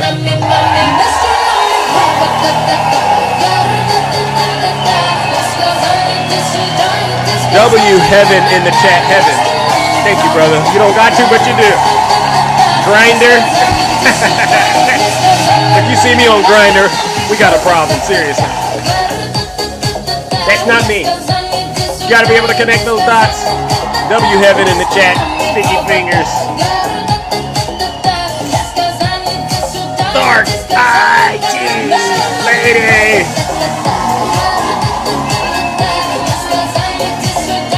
Yes. Reese, come up tomorrow, Reese. Bring the photo and bring the evidence. All right, I'll take care of that. I'll lower those taxes for you. All right. All right, you know what we got to do. All right, we got to get up out of here. Oh, my goodness. Do we have enough time for drill, baby, drill? You know, they go crazy when I say the late, great Hannibal Lecter. Drill, baby, drill. We're going to frack. Drill, goes a frack. We're going to still drill. Yeah. Right, Miss Terry? We're still going to drill, baby, drill, and lower those taxes. Drill, baby, drill. We're going to frack. Drill, baby, drill like it's Hannibal Lecter. Tell, baby, drill, we're gonna drill, baby, drill, we're gonna drill like it's Hannibal Lecter. Tell, baby, drill, we're gonna drill, baby, drill, like it's Hannibal Lecter. Tell, baby, drill, we're gonna drill, baby, drill like it's Hannibal Lecter. Here we go. Insane asylums. Hey. You know, they go crazy when I say the late, great Hannibal Lecter. Okay, they say that. Why do they say that? We're gonna pay down. What are we going to do? We're going to lower your taxes. That's right. Deep insane asylums. You know, they go crazy when I say it. The late, great Hannibal. Drill, baby, drill. We're going to frack. Drill, baby, drill like it's Hannibal Lecter. Drill, baby, drill. We're going to lower your taxes. Deep insane asylum. All right, ladies and gentlemen, I'm out of here. Take care and stay safe out there in those TikTok streets. Don't do nothing nice.